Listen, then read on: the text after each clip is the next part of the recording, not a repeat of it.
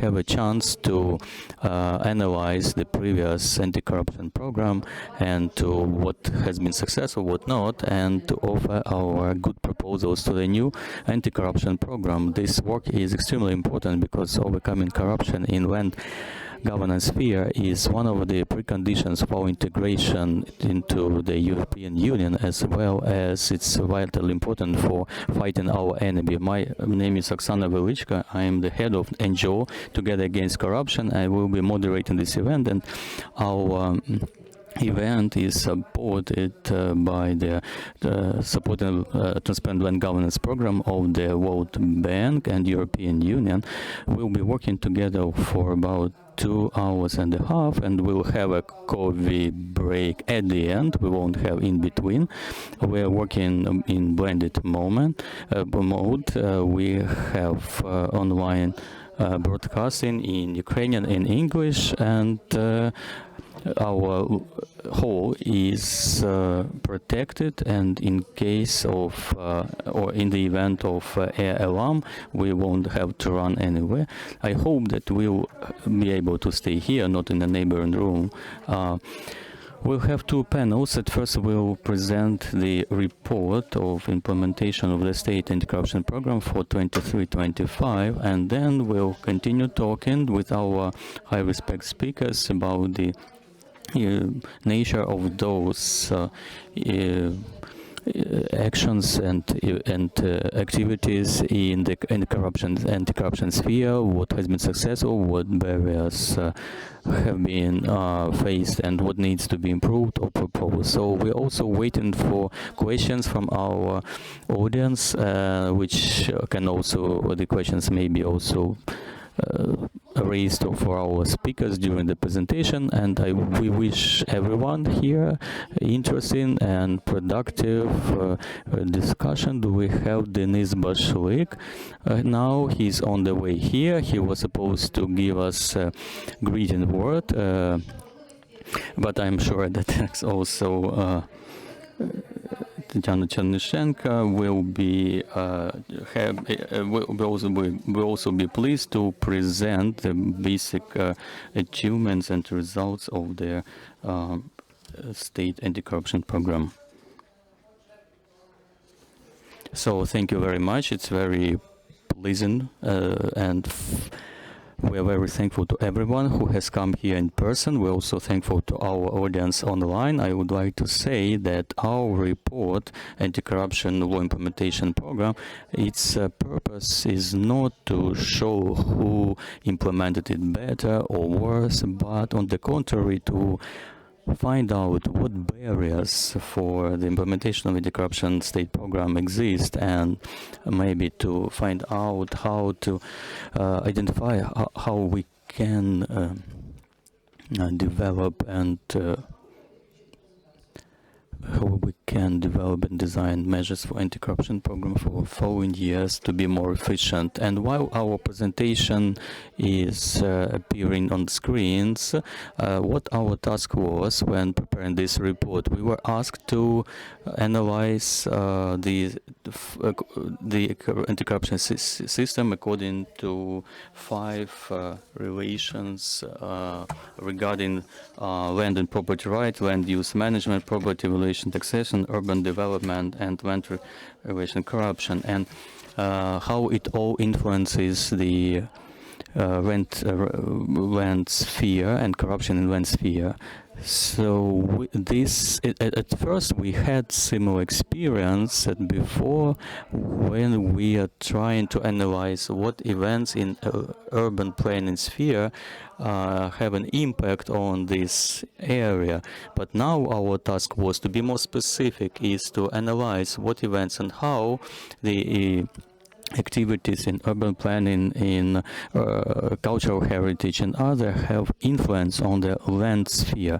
And it was very important interest for us because it allowed us to carry out cross-sectoral analysis, because we realized that, for example, the activities in land relations sphere are very closely related, connected with the actions and consequences in urban planning or in cultural heritage. and altogether it's very hard for them separately to move ahead, and it's very important for them to help each other and to work mutually. And but unfortunately we know that ministries do not always eager to cooperate, and that's why we would like to be able to have a possibility for further steps, activities in anti-corruption sphere to be more cooperative and to help each other.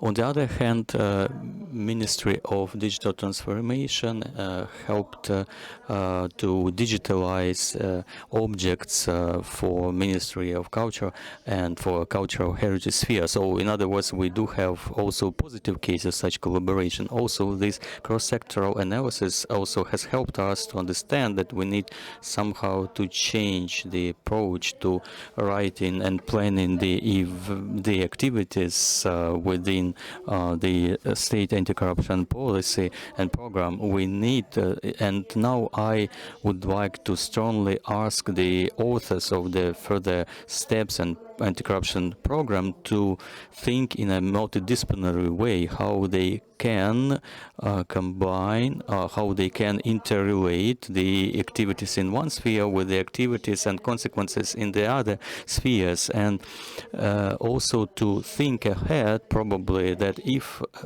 in a situation when an event is not implemented or a certain measure or condition is not implemented, to have like a tentative way of doing something in another sphere, so to avoid situations when within the first anti-corruption program first measures were not implemented, and it caused non-implementation of other aspects as well. So our report is structured across the following chapters, and according to which we analyzed the land governance and the influence of the anti-corruption program on land relations. So as for the first area, we can, as for the positive things, we can mention pilot project which allowed private registrars to add information on land parcels. At the same time, we have the number of activities which were not implemented or were not fully implemented. First of all, the reform of free privatization was postponed in our country. That means that it was postponed till the end of the wartime, plus 9 months. I think that it's no secret for everyone that these measures, and for those who are hearing us, that unfortunately it is not possible. It is not possible in our country to obtain free land without corruption schemes. Also, I would like to mention the land draft law 1095, which was rejected, and it was stated in explanatory note that it was rejected because of the non-implementation of state anti-corruption program.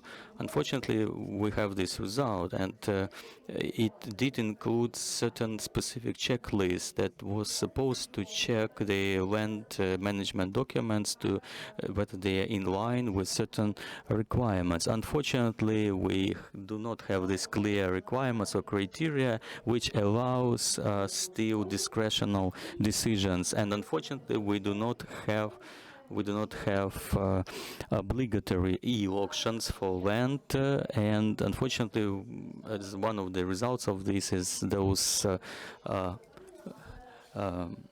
schemes like toilet schemes are still in use. And another draft law was proposed to resolve these issues, and we hope that it will resolve them. But unfortunately, we have to state that these issues remain unresolved. The next sphere, talking about the same pilot project, which empowered private registrars to add information, but it should be continued because it's one of the gaps, and this authorities should be provided the level of legislation. Regarding comprehensive plans, land management development plans, we have certain postponement here, and in fact legislative changes mean that comprehensive plans may not be developed, and situation can remain without changes. But at the same time, we have a number of communities that are trying to and are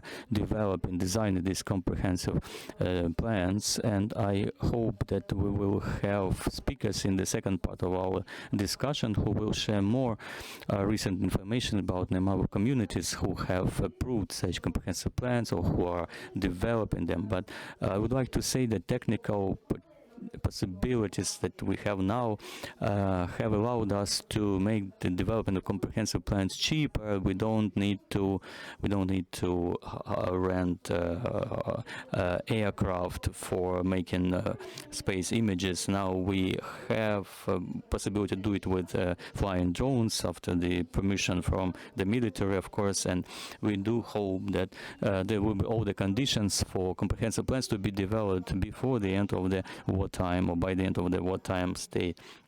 Unfortunately, those plans that are ready, they cannot be public as well. Next area, the mass evaluation of agricultural land.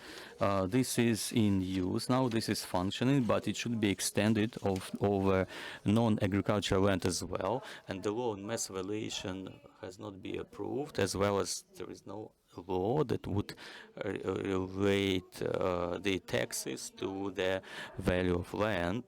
And also urban planning direction. Here we add or we covered cultural heritage sphere.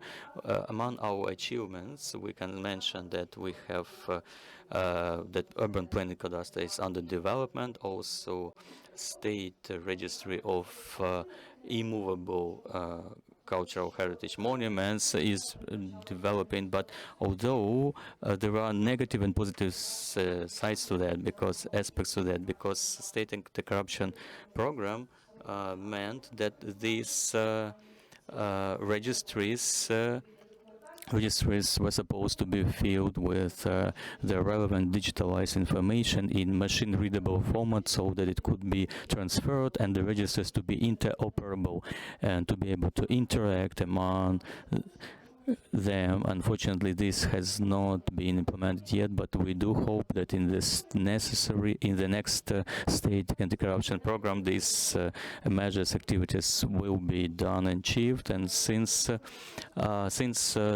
registry-related activities were not implemented, the connected measures like issuing urban planning permissions have not been implemented yet, and also we cannot provide extracts on urban planning documentation since it hasn't been digitalized yet. Also, we do not have entire information on on protection status of objects.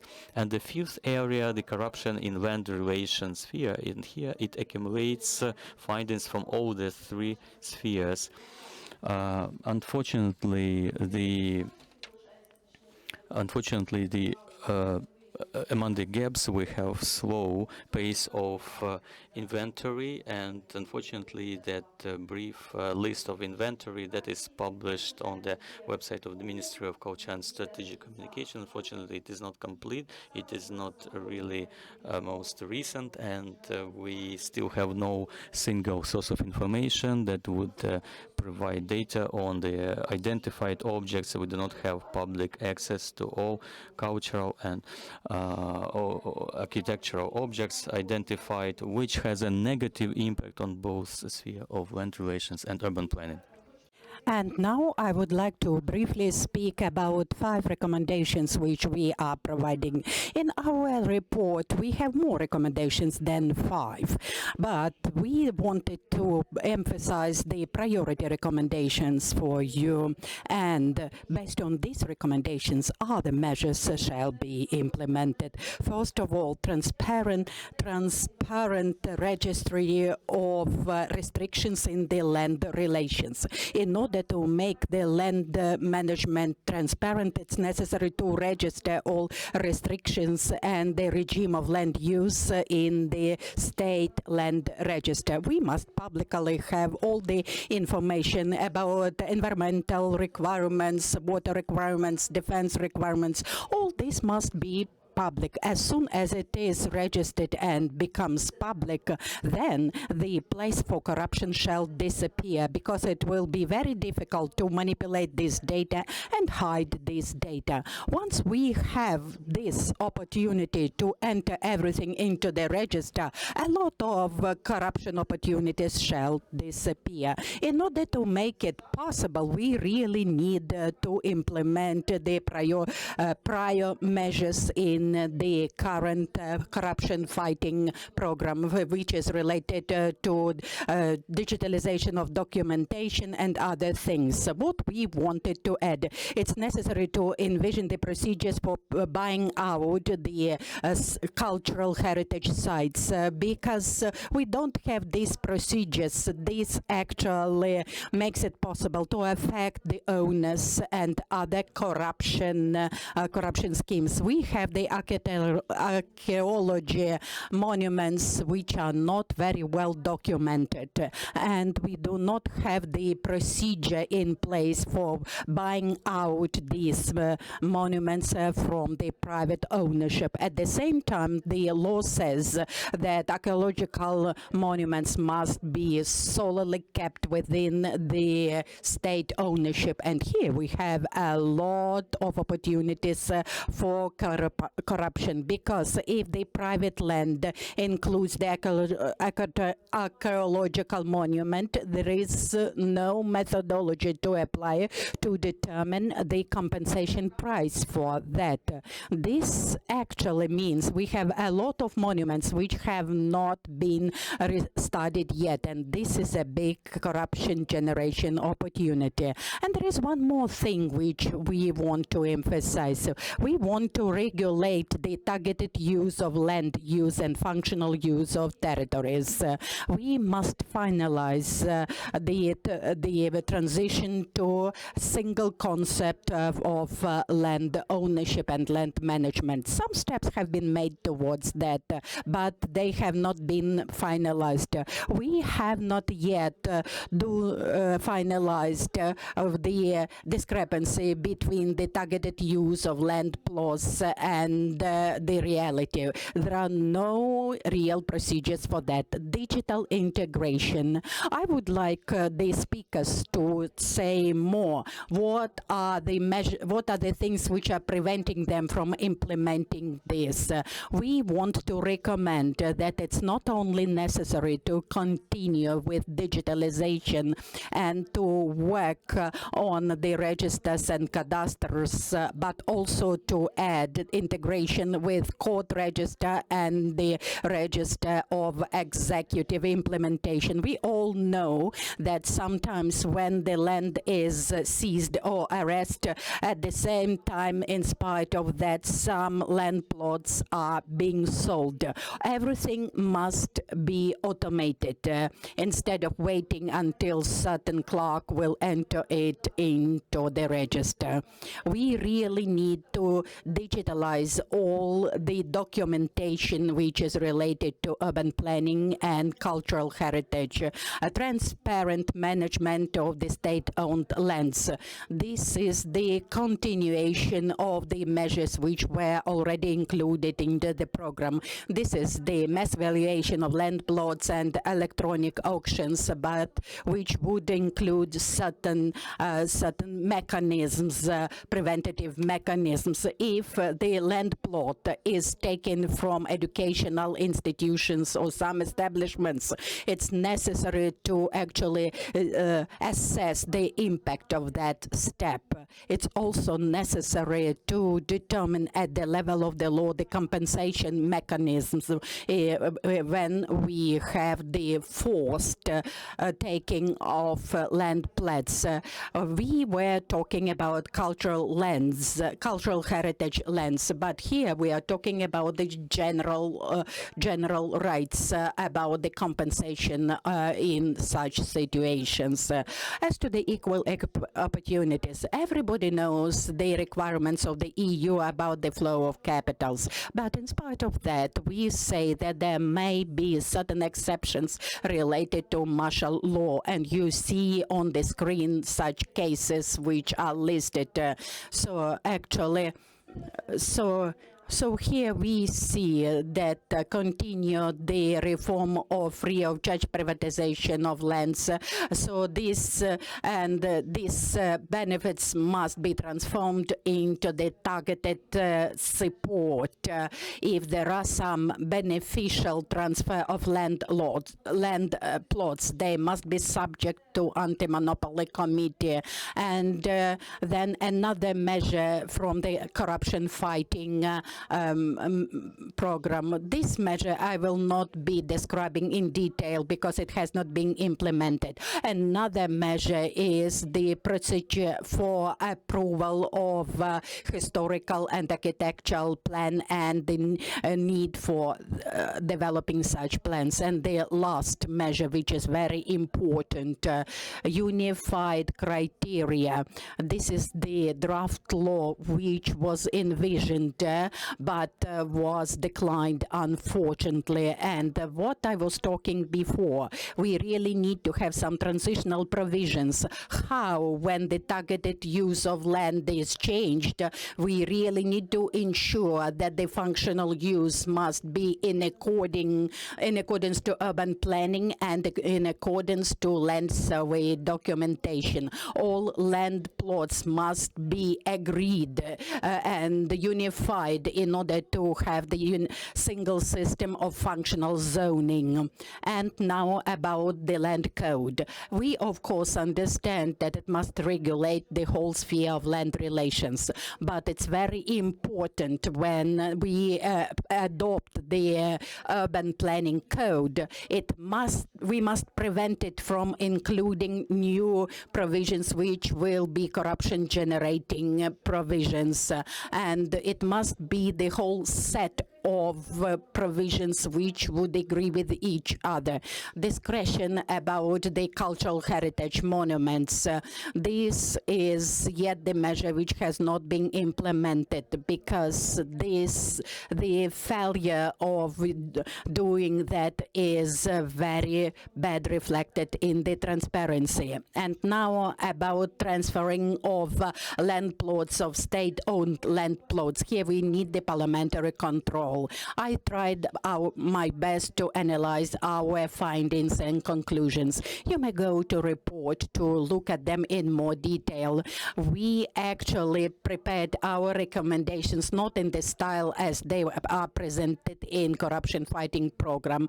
We want now to hear from you what is to be improved and how the measures must be spelled out in order to make the next corruption fighting program more efficient. Thank you very much for your attention, and I want us to have a very productive discussion. There is a lot of applauding taking place.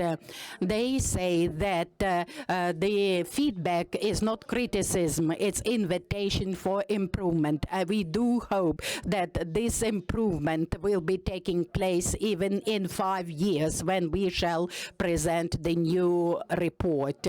And now, please, the speakers for the first panel, would you please proceed to your places and we shall continue our productive discussion.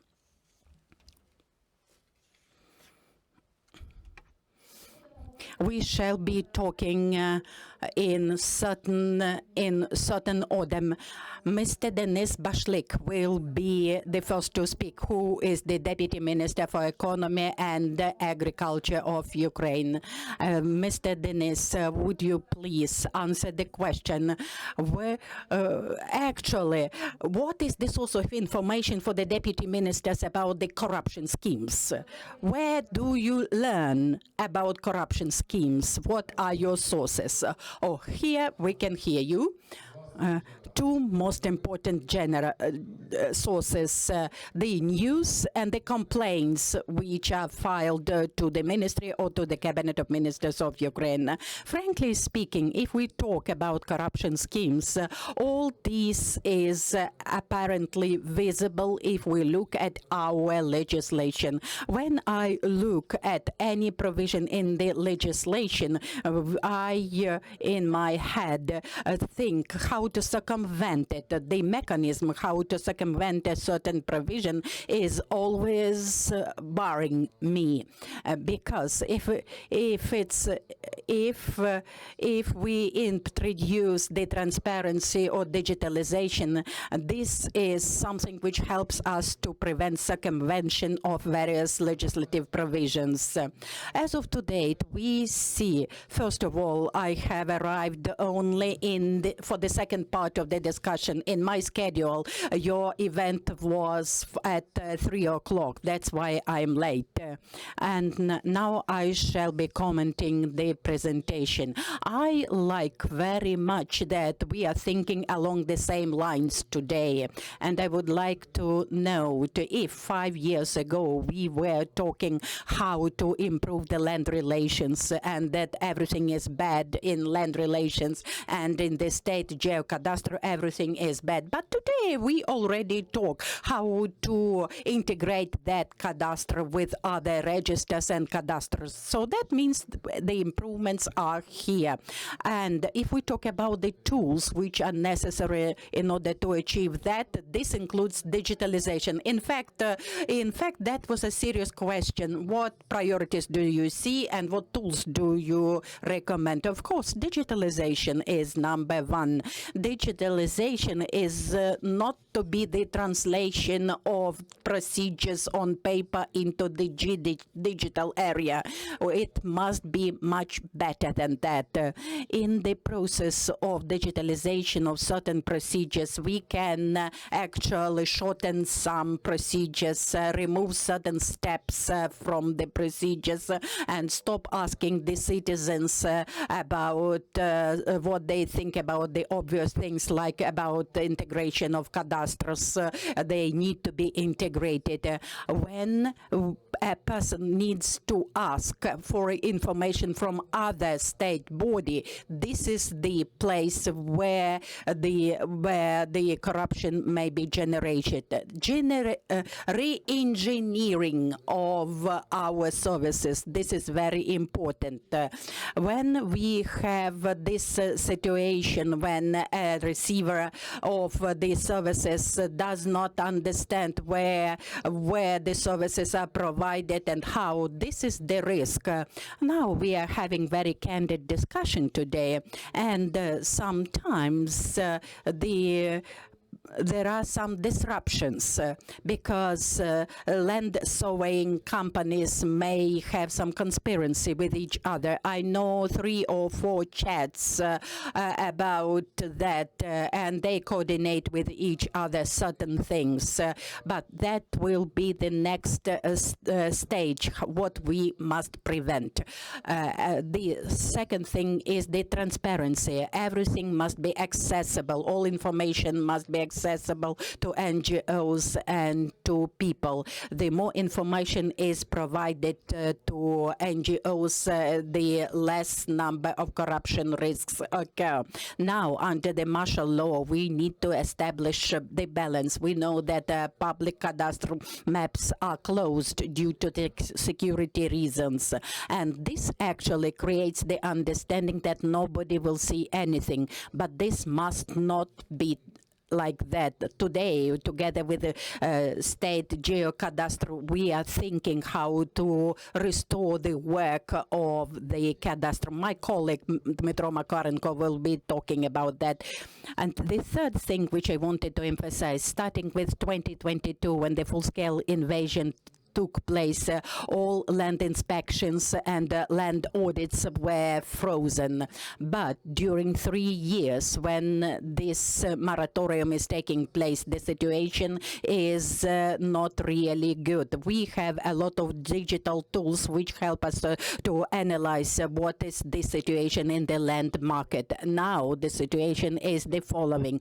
Tentatively, based on the satellite data, about 4 million hectares of land are in the gray zone. That means, according to satellites, these land plots are being used, but they are not registered in the Cadastre, and they may be included in the Cadastre, but no rights or titles on them are registered. The potential damage of these shadow lands amount to 24 million hryvnias per year, and the taxes must be added to that. The other aspect is the grain which is sold for cash, and of course this is affecting the prices in the white or official market, which is trying to survive now. So this is our priority, is to actually restore the land inspections in order to use the risk-based approach in order to protect the official businesses. The other aspect is how to make the work of the inspectors very transparent. What preventative mechanisms, what safeguards we must implement in order to prevent the corruption. Without the public control, we cannot do that. These inspections, land inspections, must be working for the state instead of contributing to corruption schemes.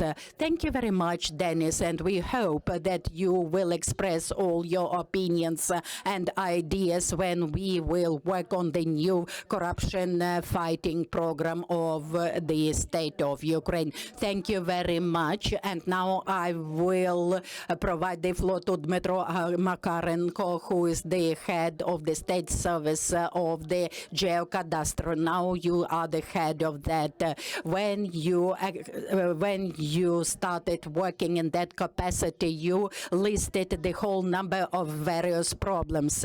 What is your vision? As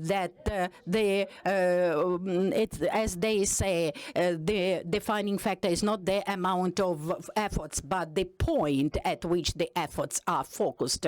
So where to find this point? Can you explain us? I have not yet learned how to use the microphone. Thank you very much for your question. In fact, this was a very good comment. This transitional period of 2 years when I was an acting head of the Geocadastre service, it helped me to understand a lot of things.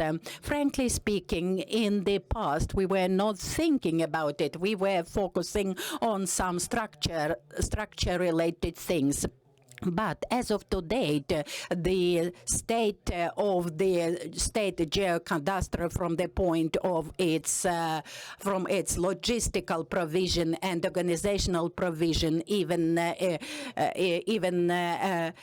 this state is actually almost catastrophic. But now let's have the following discussion. I have read very attentively the report which was presented, and here I would like to make some comments on that report and then go through some other issues. As to the report, first of all, I would like to call the NGOs and the expert community. If we are working on the report, please, our doors are always open. If you fail to understand something or you are not confident in the information which you are presenting, please, you are welcome to us, because I'm ready to explain why we do things the way we do things and what are the barriers which we are encountering in our work. And we need to do that in order to be on the same page. We need to implement all the measures of the state anti-corruption program. And implementing all these measures is very controversial thing, not because we do not want to do certain things. Our task is to draft the draft law and submit it to the Verkhovna Rada. We have submitted it to the parliament, but is this measure implemented or not? But you need to do the advocacy steps and other things. So we advocate. I personally was present in 4 committees regarding the draft law on the unified electronic system for interaction in land management system, and it just didn't go further. And now with this draft law was split into parts, and some of them included into law on liberalization. And so this is a long process. And to say that we have not implemented the event, plus some events may require additional events, follow-up events, like so it's like a complicated legal construct which has to be done in parts. Also, if we write in the anti-corruption law implementation program, if we add a position which is not implemented on paper only, but by a certain circle of experts and requires certain technical provision, we must understand that we need funds for this activity, and we understand regarding state budget funds that we cannot expect some additional payments out of the state budget. So we need to foresee some certain donor support. Here I'm talking about the pilot project for mass valuation. Here I'm very thankful to the World Bank, whose help was immense. I'm also talking about the monitoring system for land relations, which was implemented within the anti-corruption law implementation program, and within the report presented today regarding the re-engineering of the state cadastre system re-engineering. Yes, indeed, we identified certain problems that need to be re-engineered, to be corrected, and we accepted the idea of re-engineering of the entire system of the land cadastre. But the question is, where can we find funds for that? Because there is no budget for this. The funds for technical for terms of reference, according to the World Bank specialists, requires about $10 million, and this money is not provided by the state budget, and we are waiting donor support. So whether we have implemented anti-corruption law implementation program in this position, so if we had more resources, we wouldn't see problems. So let's go step by step, and I had noted what issues I wanted to discuss. Talking about draft laws I've mentioned regarding free privatization, that's clear that for the period of wartime, free privatization issues are not raised. It is frozen, and conceptual question is what to be done with that after wartime is lifted. And it should be done within political future and in the context of European integration, and it should be discussed at that high level after hostilities end.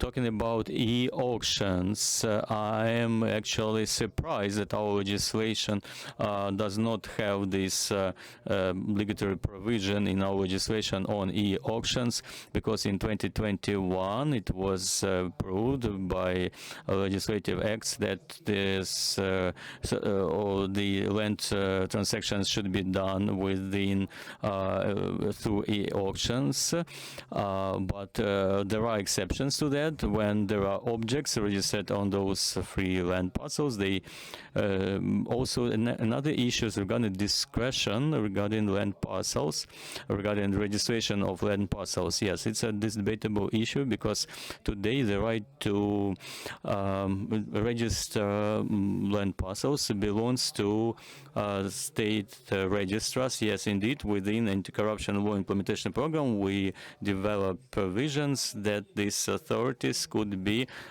transferred to local self-governments and certified land surveys. But this draft law was not approved. At the same time, we also renewed pilot project regarding the right to register land parcels by independent state registrars. That was the first pilot project, and the other pilot project was implemented in 2022. And during the first pilot project, we had 114 certified land surveyors, but the registry of land surveyors has 6,000 and more than 300 persons. So only 114 participants took part in that pilot project, and they registered during the pilot project. They registered a little bit more than 1,000 land parcels. Okay, they have registered them, but when we checked the overall amount of technical documentation that those certified land surveyors have developed, it turned out that 1,000 the land parcels makes only about 18% of their land documentation developed by them. So the other part of land parcel registration was passed over to state registrars according to principle of exterritorial implementation principle. So what does it mean? It means that those certified land surveyors are not ready to take on a responsibility for registering such land parcels. Then the second stage of the pilot project in summer and was started, and now, if I'm not mistaken, we have about 30 certified land surveyor engineers in our pilot project, and they have not registered many land parcels, up to 130. What does it mean? Whether it means does it mean discretional authorities of our land cadastre specialists?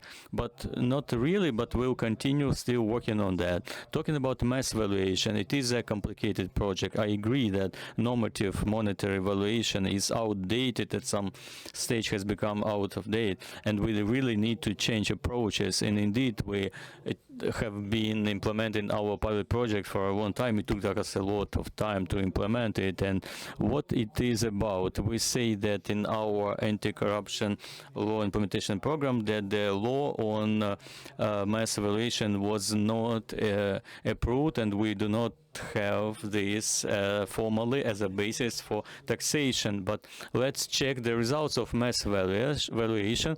But because what we saw as a result of mass evaluation, I'm not personally ready to take this and use it as part as a basis for taxation.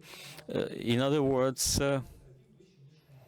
So, in other words, that the results of mass evaluation will be higher, 15 times higher than the normative monetary evaluation. Can you imagine that? How we calculated that? We took average figures, numbers that we took from the registry of property rights, and also added external factors like the presence of strategic objects of nationwide importance, like roads, railways, and logistics points. And so we took into account the estimated approximate factor of influence of such objects on the parcel, and so the evaluation was done for all the categories of land, and for land of agricultural land using a regressional analysis. And now we are going to use a regressional model for lands of non-agricultural land. But can you imagine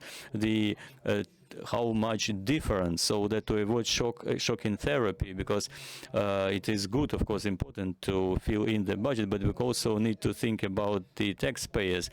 Some more points. Slow inventory of land process. Just a few words about that. I'm not sure. I don't know what it means that it is slow, but as according to our plans of inventory process, we we implemented these plans for 72%, and the previous year we implemented this plan according to 75%, and in this year we already have 2,000 hectares in terms of inventory, and we, according to my estimations, will exceed the results of the previous years, and we'll be working within our budget. We'll have even savings on that, because according to the tender procedures, the price for inventory per hectare is even lower than it was planned, and so unfortunately there will be less budget funds for the next year, but still I think that will be enough for us. Also, there were a few words in the report about the integration of land bank with the state agrarian registry. There is no system of state land bank, and we just work there in the relations of who poses a request and service provider. So maybe the process of placement and order. So we cannot, as state, as Geocadastre, we cannot just correct data in the registries, in the systems of other holders of those systems. We still have to work on the basis request implementation. As for integration, we have more than 30 integrations, and we work with up to 30 integrations, and we have to work with most of the subjects. Unfortunately, with some of them we work in the one way only, but I hope that with the support of international partners, the registries would be more developed. So this is all I wanted to mention.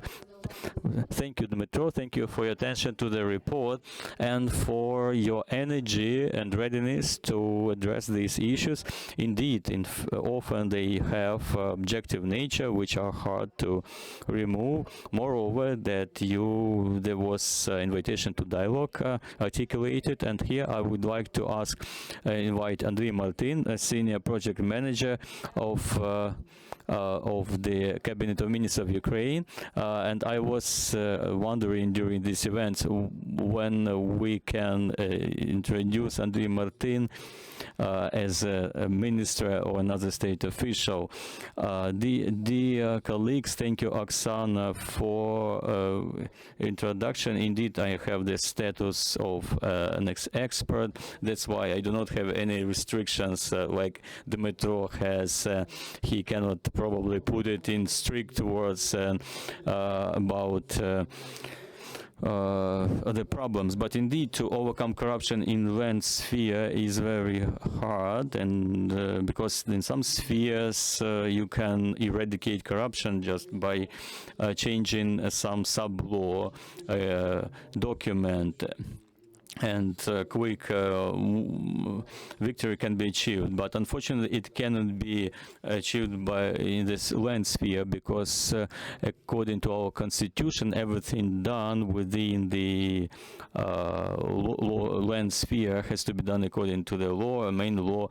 So that's why very often it requires changes, amendments in legislation, and which are very hard to achieve. You need to be lobbying for a long time. We need to ask our deputies, parliamentary members, at least 226, to support some initiatives. Plus, we have very many norms that unfortunately become the basis for parasite norms that, on the other hand, are very appealing to many Ukrainians. Like my favorite one, free privatization. Well, so if you put it this way, what is bad about it? That each citizen of Ukraine would have the right to obtain land parcel. And so we have so many veterans. We have members of the families of veterans. Why cannot they obtain land?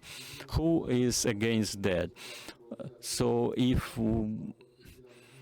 It seems for us to, if we're talking about abandoning, to imagine to abandon this right seems awkward to us. And these good, so-called good intentions often can lead to the hell, because it's very easy for politicians to manipulate with such phrases and such statements. But if we start looking into details, it turns out that free land is actually not available at all, because if you start dividing it among veterans, for example, it will turn out that only one person can achieve something and others would be crying why. So what would be an instrument to eradicate this principle? Because we are convinced, they are trying to convince us that free privatization should be kept, should be preserved. But there are very basic principle statements, Andrii says, because free land is not increasing in size.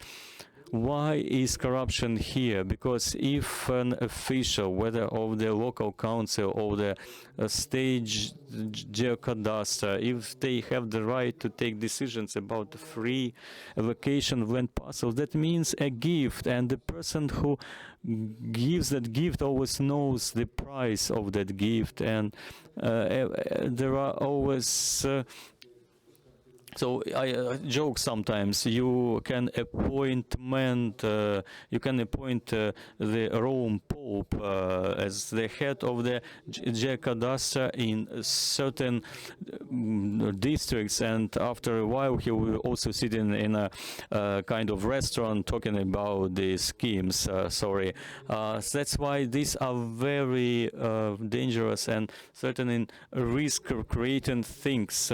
So that's indeed, that is actually agreed that for the period of wartime, one of the most or biggest corruption niches, such as free privatization, has been suspended, has been closed, and that is good. But when it is open again, nothing good will come out again. So we need already to start thinking now what free privatization can be replaced with. I do remember that even State Cadastre prepared statistics in 2018, if I'm not mistaken. According to the statistics, the ETO, anti-terrorist operation participants who received free parcels, 70 or 80% of them sold that land parcel within 1 year of obtaining it, because what they needed was money, not land. Because also we are candidate for European Union integration, and we will have to take into account very many fundamental laws, or principles such as prohibition of discrimination, which means that if we have free privatization in land, then this right should be available to all citizens of all European Union countries. That would mean that even citizens of Poland or Portugal should be allowed to come here and obtain a free land parcel. So if we keep explaining these principles, maybe our parliamentaries will understand that some principles are just absurd and they need to be lifted.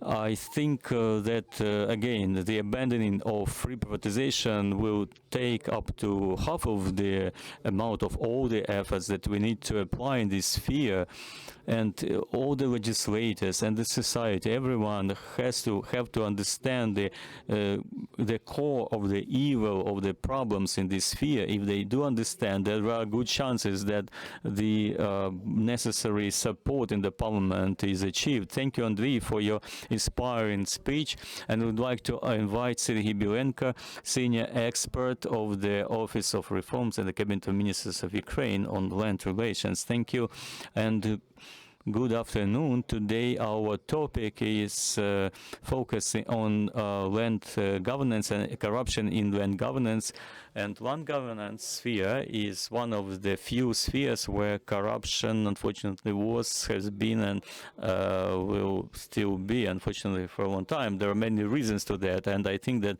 the main reason is that at the beginning of land reform, we had been out of Soviet system of land relations at that time, and land code was a kind of rules of the shop regarding selling state land, because 80% of land laws registered in the Verkhovna Rada, in the parliament, were about the procedure of obtaining land parcels for use, or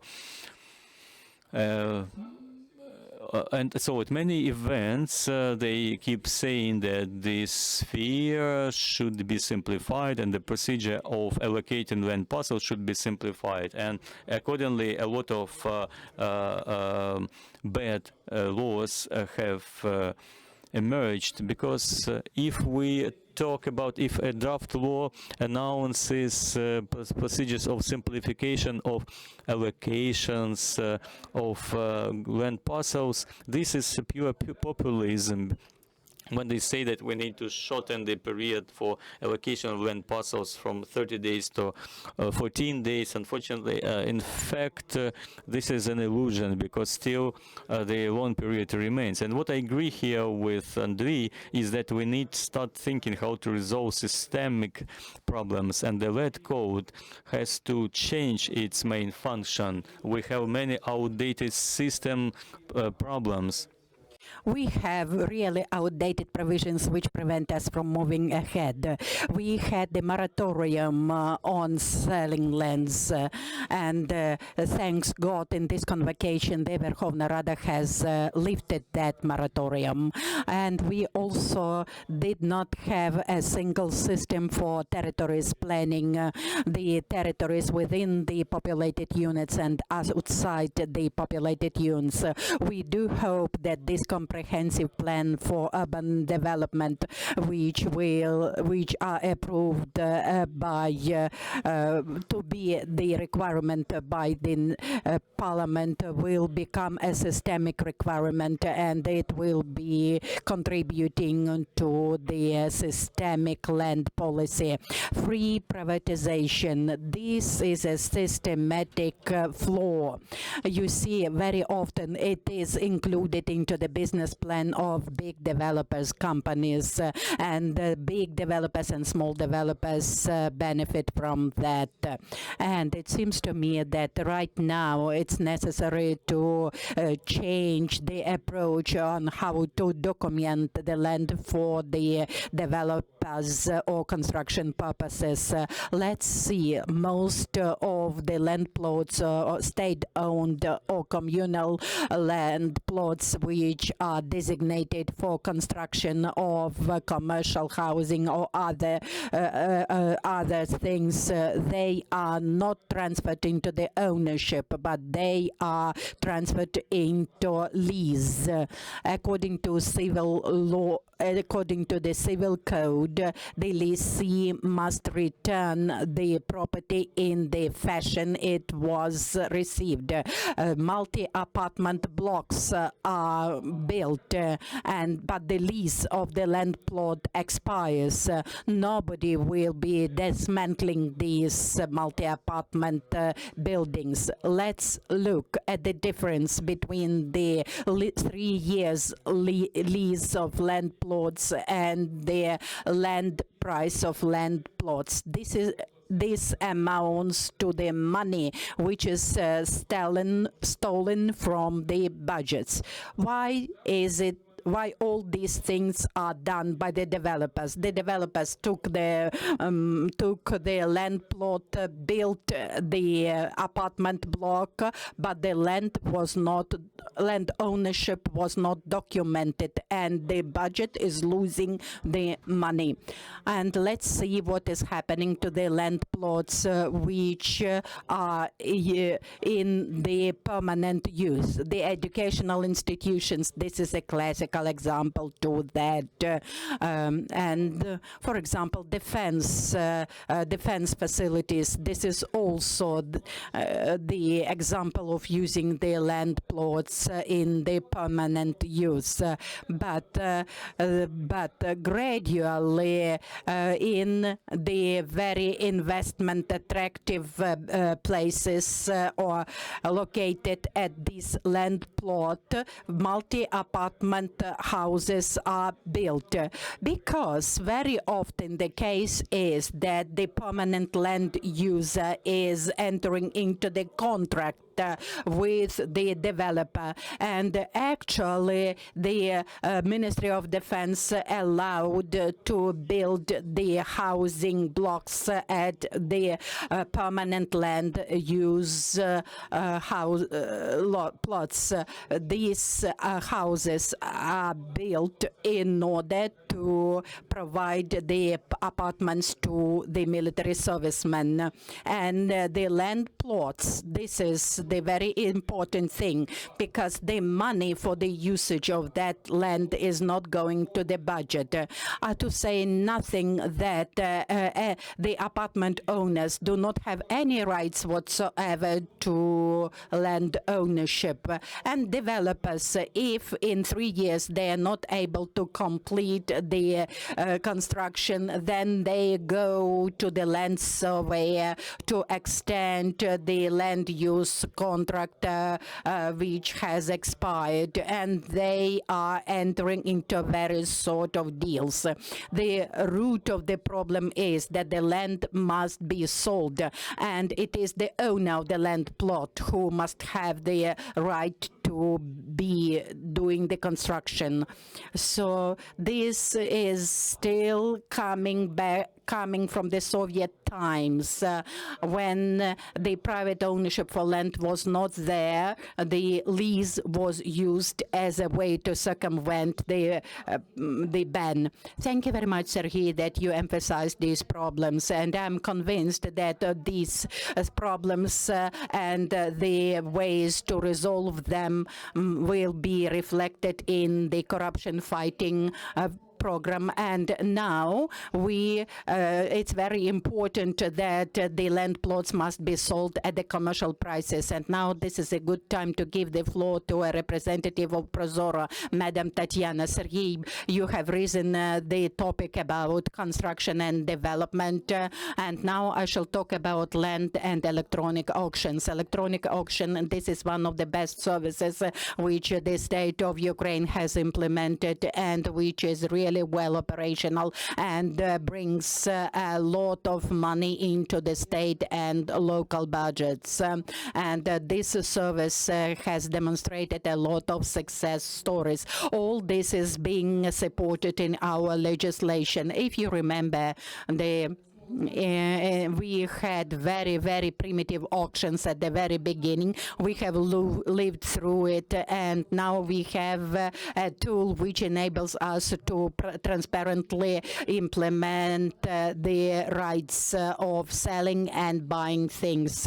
And you remember that it took sometimes the participants to the auction were not able to travel throughout Ukraine to see what land plots are being sold. Now the selling process is working electronically. I will demonstrate how this is working. I believe that all those present in the event know how it works, because here we have the platforms, we have the sellers, we have the buyers. Nobody sees anybody. Everybody is competing, and we only see at the end the results. We see only at the end. We have more than 40 platforms which have the service support and which help to register. And if today we talk about communities, they can free of charge register at such platforms, and the platforms have to find efficient owners and automate requests, and they help to find the investors.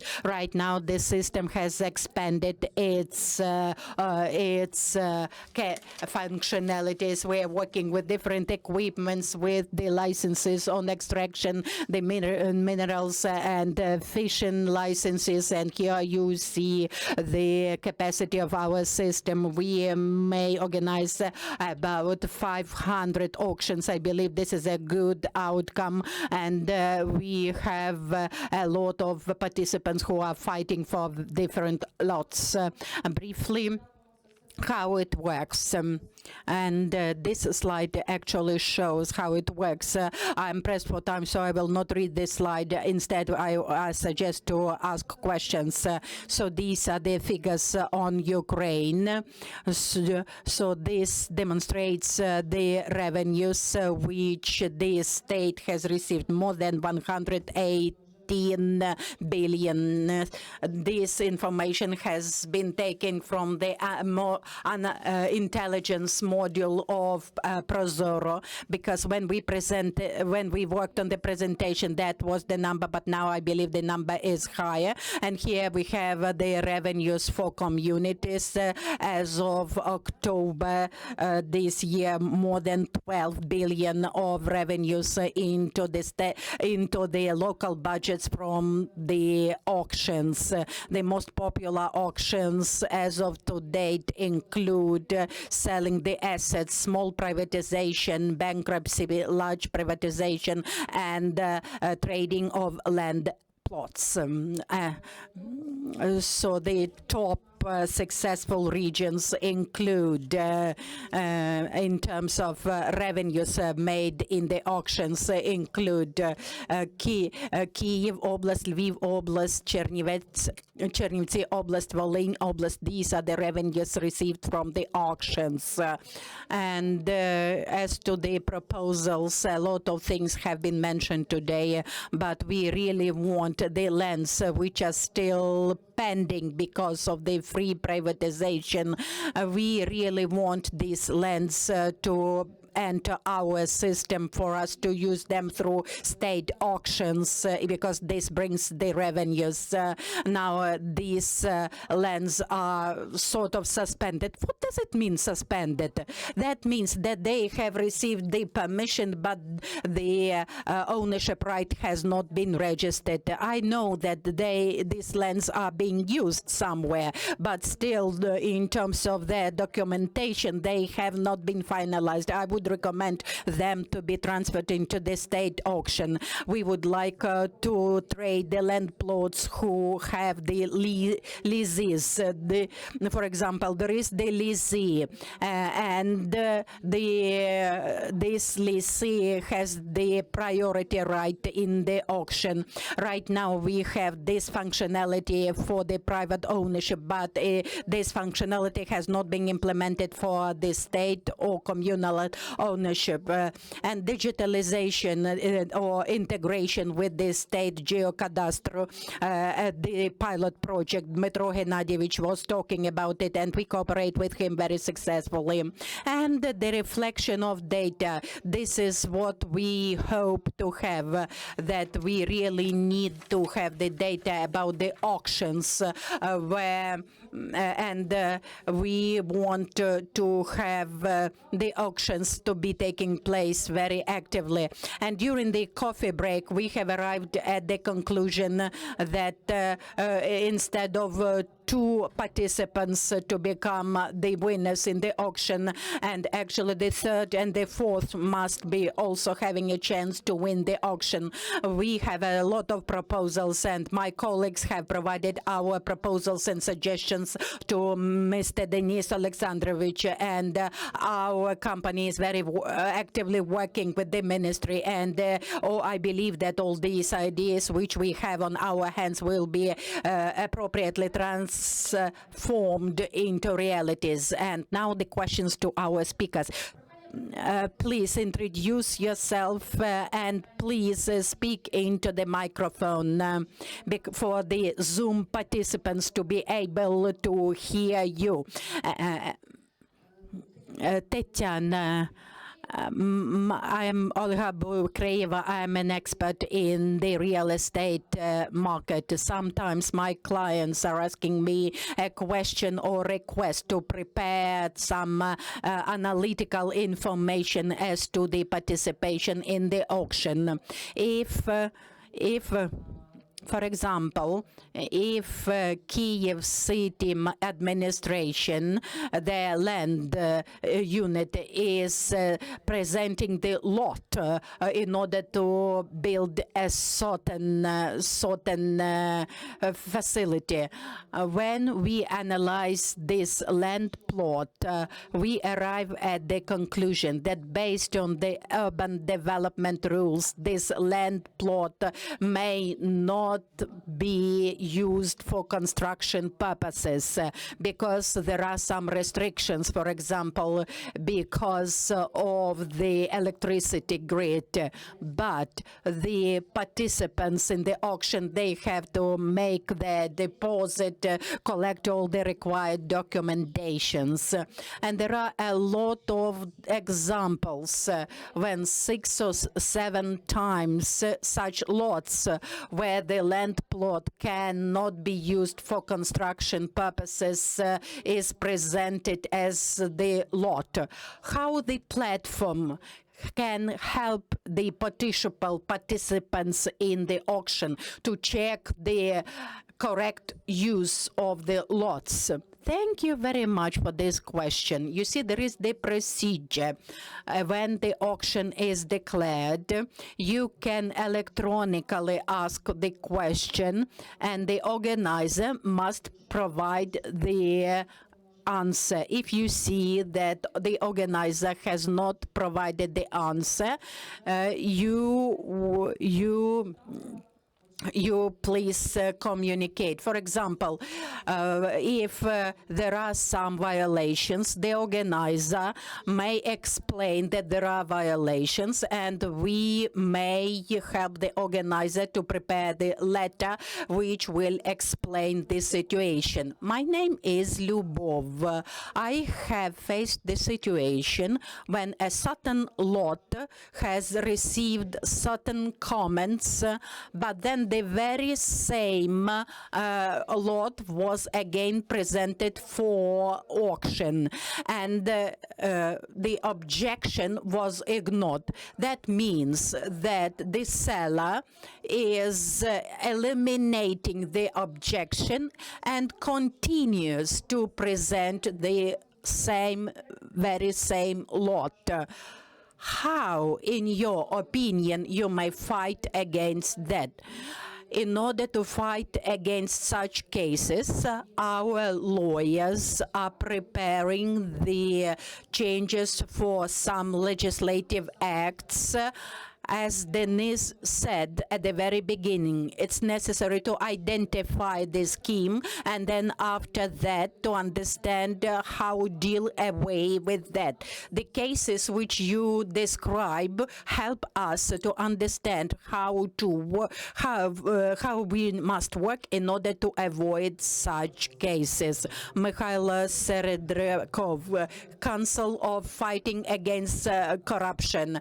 And now the question about the auction.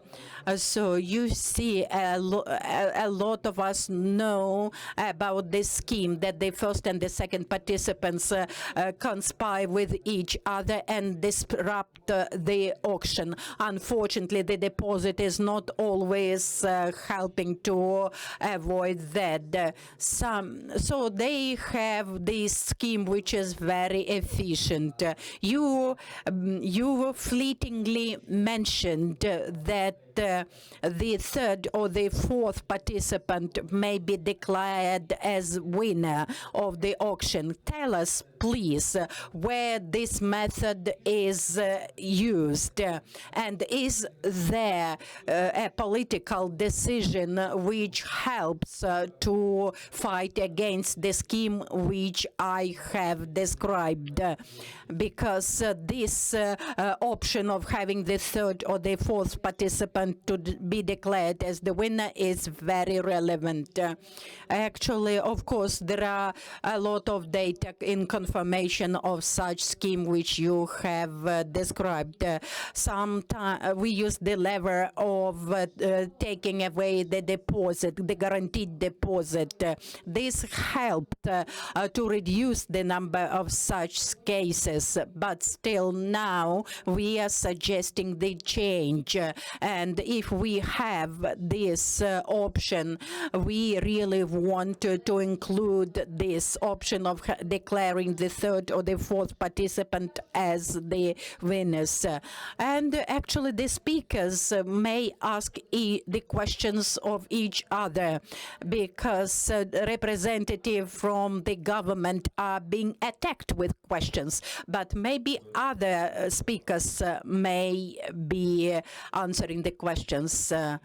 I am a representative of the Public Council on Land Relations. I have a question to the Council of Ministers. There are a lot of sites in Kiev which construction has not been completed, like children's hospitals or some other facilities. And now these facilities or unfinished facilities are presented for auctions.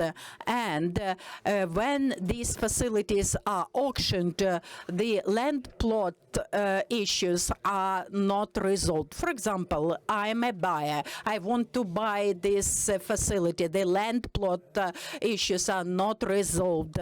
And now the question is why the government doesn't have any vision as to these facilities.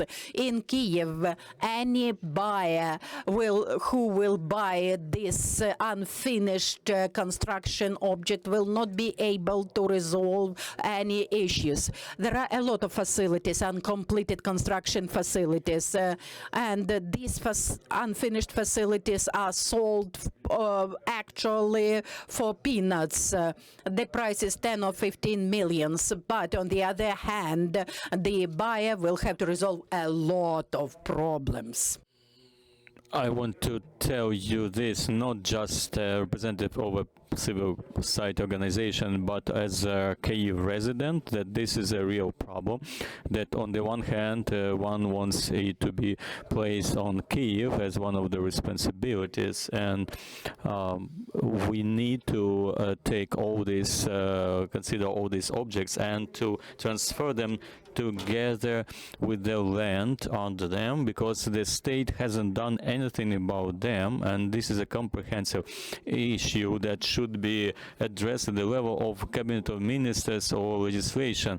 And no matter what legislation you said, that if you don't, no matter what Prozora is applied here or not, this is a global problem. It's a big problem because nobody buys them. And after that, toilet schemes appear, whatever. And the second question, this is about probably legislation, but this is about the balance scale of the issue, because one of the big problems that our public council, civil council talked about, that half of the proposals that we shared not to vote for certain issues when there was a hectare of land allocated for what is called like a toilet, and the state has not regulated this issue. It may be regulated somewhere in the state construction norms. Maybe, dear colleagues, you could mention certain solution about that. Indeed, there is this problem in the legislation, or possibility in the legislation, that if communal land parcel is placed for auction, it should be registered. But if a state-owned land parcel is stated, it does not require a registration of land. Let us be frank about the first issues. Why are those issues why are those objects are sold at a very cheap price? Because it's like a ticket to war. Because a person who buys that understand that the person will have to fight the communal or municipal authorities without good prospects. So indeed, there are such problematic objects. Can they be all taken together and be placed on Kiev?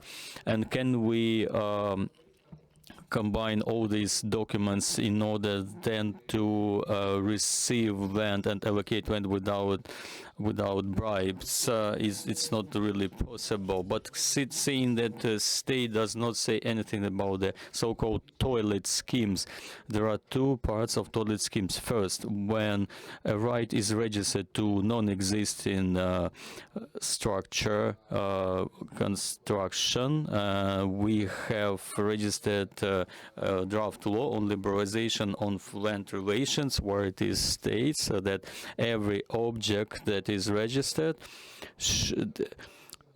there should be photo shooting, photo images or airspace images in order to prove the presence of the objects here. Regarding the norms or allowed norms of how much land should be located per object, together with Andrii Martyn or others, we can confirm that we have been actively working on that, because this is a very debatable issue. What is the justice here, and what norms should be established, and who and what amount of those norms should be in place? So indeed, we are going to come up with a certain solution. If possibly, I can add regarding toilet schemes. The solution is available already. It should be first in the legislature's field, because it is necessary to establish certain rules in the legislation and to empower cabinet of ministers to establish the boundaries of land parcels under the immovable property, which are alienated and which are become the basis for allocating land parcels. And technically, we have worked out a methodology how that maximum amount of land parcel can be allocated, so that on the one hand it would allow to use a movable property, on the other hand to avoid situation when a toilet or a shed is used to allocate hectares of land.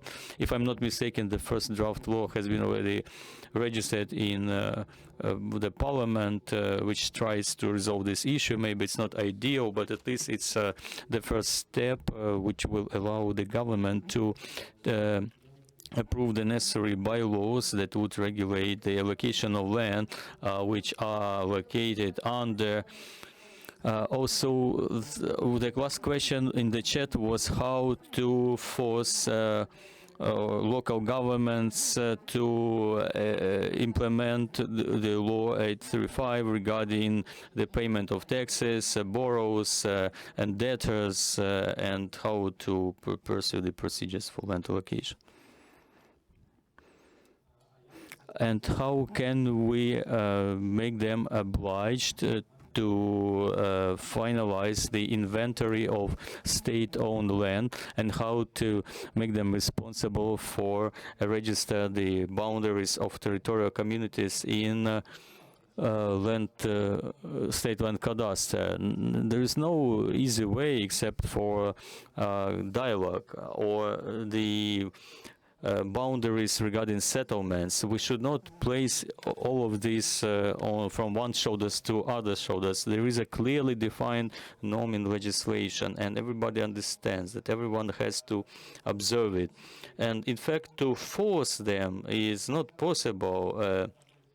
Regarding the aspects that we have mentioned, we have been working on creating more motivating, encouraging norms in our legislation in order to have more progress. Regarding the publication of data regarding the wartime situation, I believe that unfortunately no forced actions here. No pressure will bring positive results. Only dialogue and some, at least, basic safeguards in legislation. Thank you, dear colleagues, for your participation. Now you are invited to join and listen to the second panel, and I would ask the speakers of the second panel to take their seats. And please, the speakers of the first panel to return to the audience room.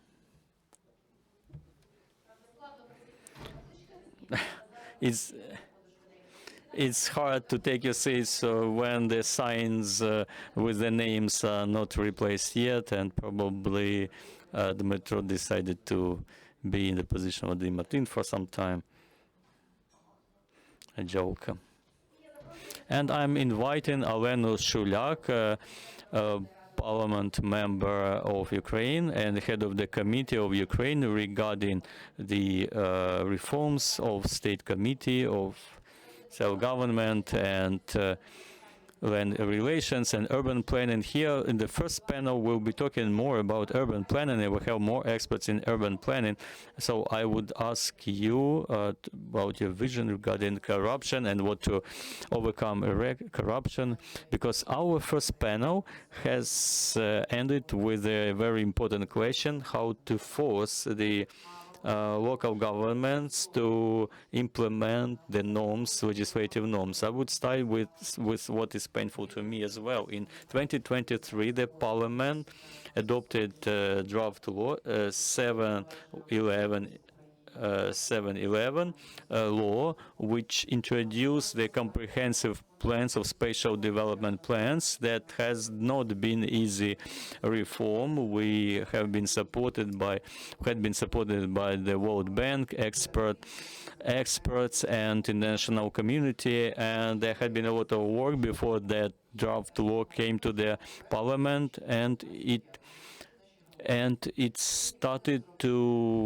was put into action since the 1st of January 2025, according to which all the communities had to develop plans of spatial development, which would combine two types of documentation: land management documentation and urban planning documentation. And in our opinion, it was supposed to introduce rules that would make corruption issues impossible, because we all understand that land management sphere and urban planning are closely interrelated, and we believe that when the 1st January comes, we would live according to new rules.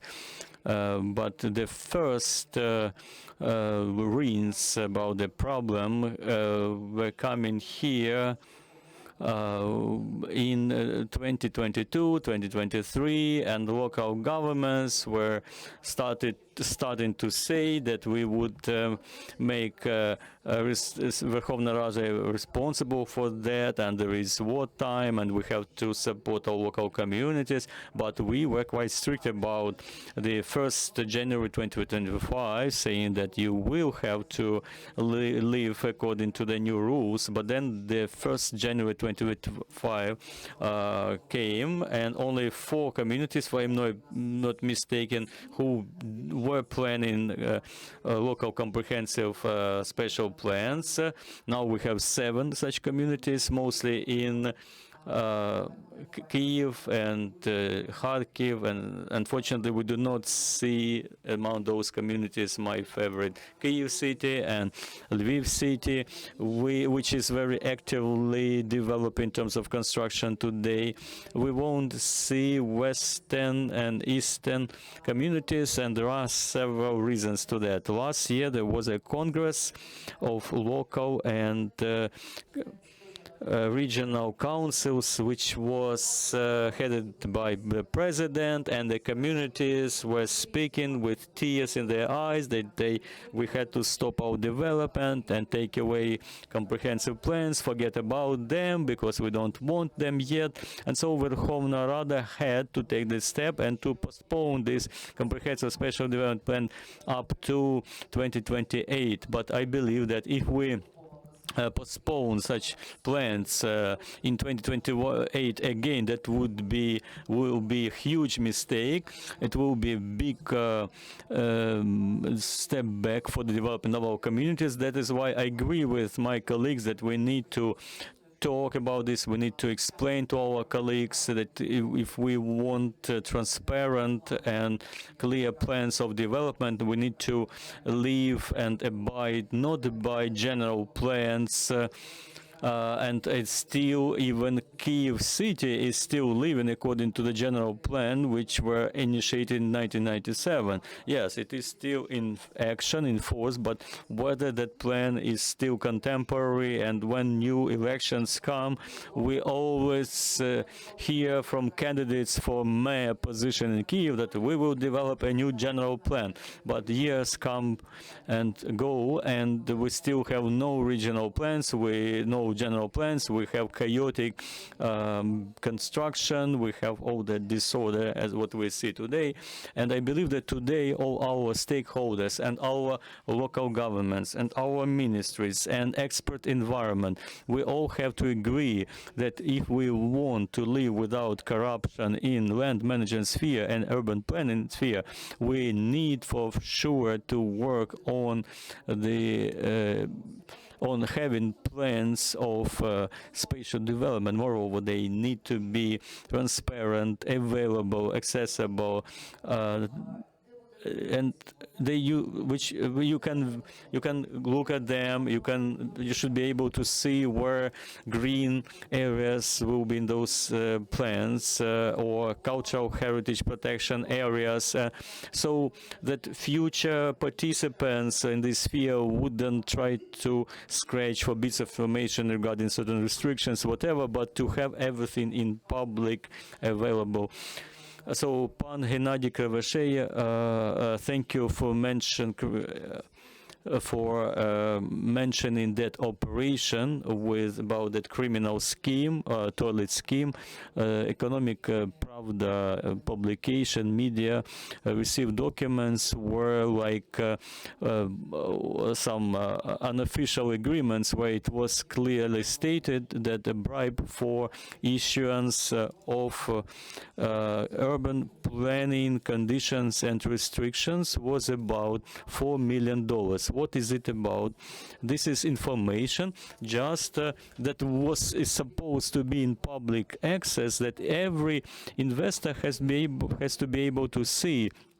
Unfortunately, this is not still done available for us, and that's why corruption instruments will still be used, and this kind of quasi-permission in urban planning. And if we want to get rid of bribes, if we want investors, including foreign investors, to come here, we need to start with the plans of special development.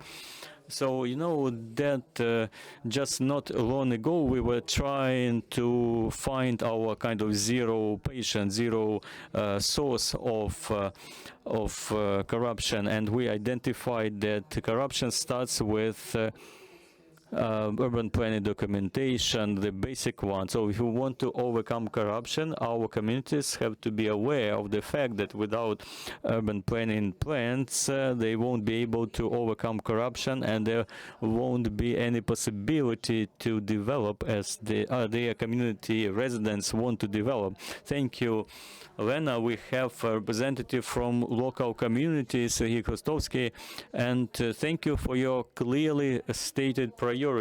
I would like to invite Dmytro Kalmykov, who is Deputy Head of the National Agency for Corruption Prevention, who is with all his heart thinking about how this state anti-corruption program is placed into action, and he wants every representative, all the agencies of authorities to work together on this document. So, Dmytro, you're welcome to speak and your vision, what should be done. Thank you, Oksana.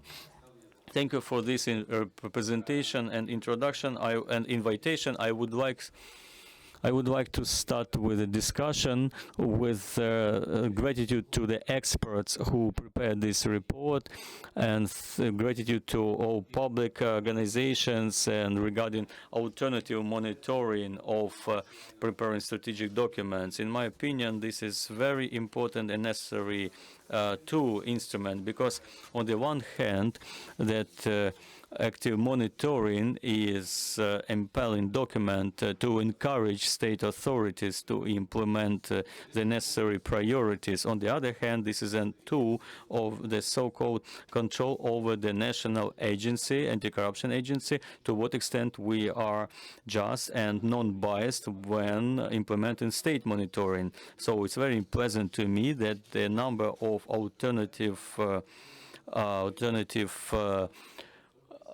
reports in generally state that we have a similar vision up to 95%. It means that our staff are mostly working in a non-biased way, without prejudices and objectively. But on the other hand, we do study carefully all the alternative reports, and it's in many cases these alternative reports prompt us and lead to review of certain conclusions that we identify according, and we even have examples when we amended our conclusions. So thank you for your deep analysis. Of course, as with any report that is prepared with limited information, it may have certain restrictions, as Dmytro Makarenko has mentioned before. That's why I would ask my colleagues to let us know if you have any questions or if you need additional information, so that we could prepare a report in a good way and as comprehensive as possible. If we try to speak by nature according to our panel, how to implement strategic priorities within the further 5 years, so or the overall discussion from the strategy to implementation. Despite this simple question, this is a very fundamentally and extremely difficult issue, because first of all, if we talk about strategic priorities, we need to clearly understand them, because I'm afraid that many different people have different visions of strategic priorities, and accordingly, without high quality analysis of the key problems and certain prioritization, it is hard to talk about priorities. Secondly, and this is a kind of, as it has been raised today, if we really want to have a high probability of implementation of these strategic priorities, we need to have mutually own. We have to mutually own these priorities by the parliament, first of all, because as it was mentioned today, Ukraine is an over-regulated country out of known reasons, clear reasons, and of course many types of reform are necessary for our legislation. So these priorities should be common and mutual for our parliament, for the government, for central authorities that provide informing about policies, for those who implement policies, and national agency, anti-corruption agency, and international partners, which is also very important, and business partners and experts environment. And only then, and only once these priorities are shared, then we will be able to implement it. The third condition, this includes the plans or strategic documents, and their task is to not actually have the political will, but to properly organize and coordinate. But it's good when we have these documents, including the strategy and corruption fighting programs. And the fourth important conditions, here we are talking about objective circumstances. On the one hand, we have a big war at the moment, but on the other hand, we have the restricted resources. The resources are always scarce in all countries, but the problems do not have the end. In order to be able to implement the priorities, we must be having the realistic opportunities to do that. We must be having enough of financial resources, and in order to be able to do that, we really need additional organizational, expert, analytical, and time resources. Here, it's very important when we talk about the implementation of certain documents. We really need to understand whether the implementation is realistic or not, and whether we have the possibility to implement them as of now. And the final thing for Ukraine is the specific demand or the inspiring force on the part of our international partners, Euro integration processes, macro-financial process, demand on the part of business, demand on the part of opinion leaders.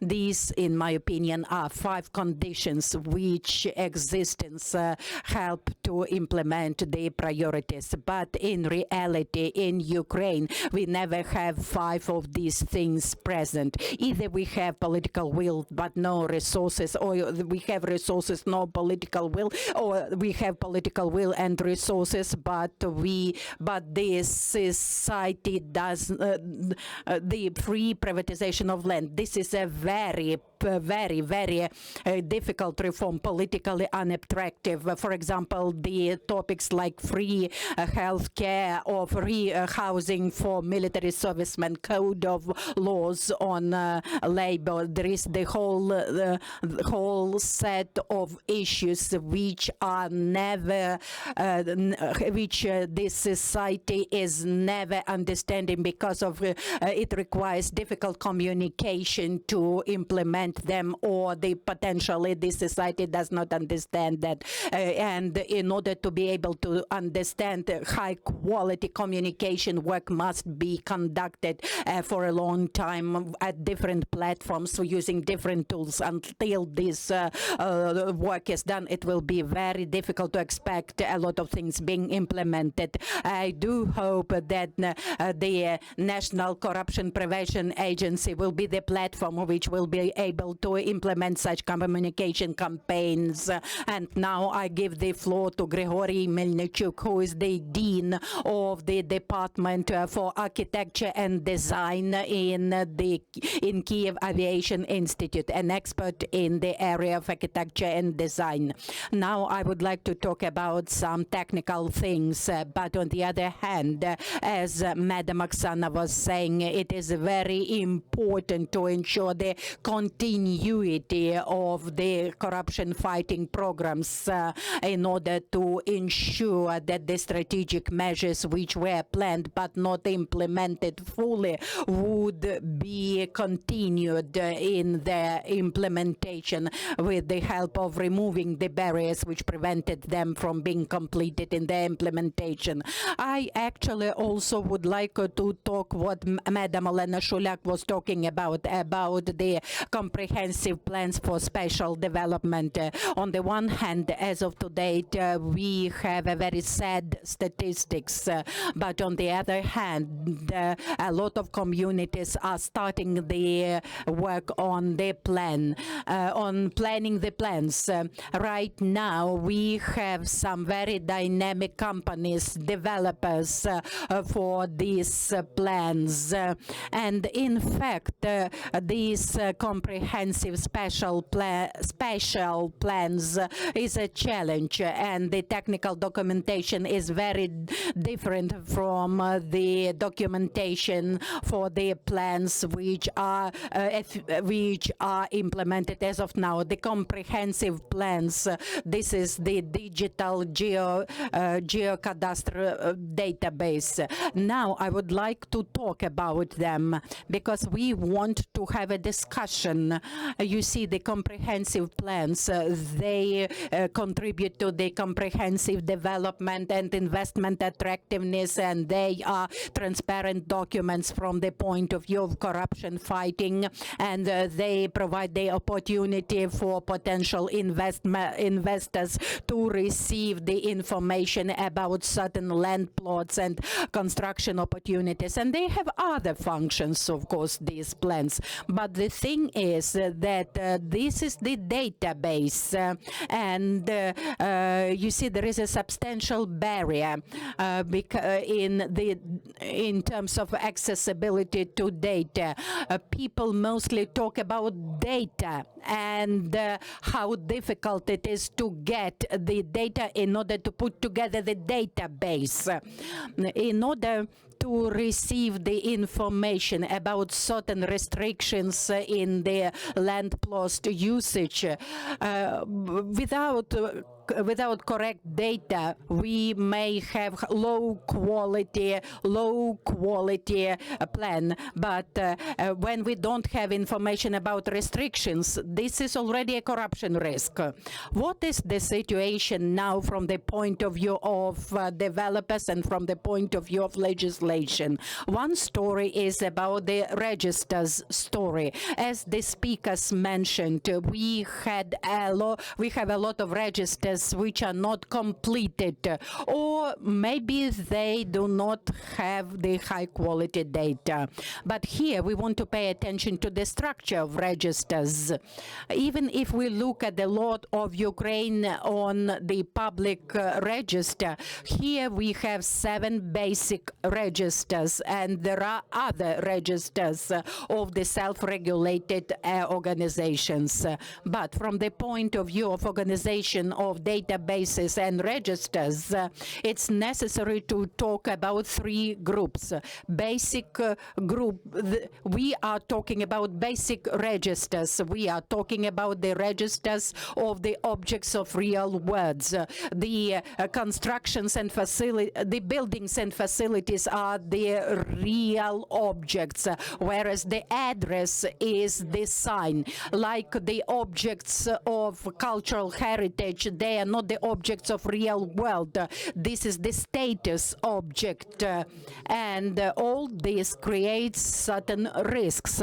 When, for example, the Ministry for Culture is starting digitalization of its paper registers, it will be creating the new register and new census, because it must ideally it must be this register must be built in cooperation with other registers.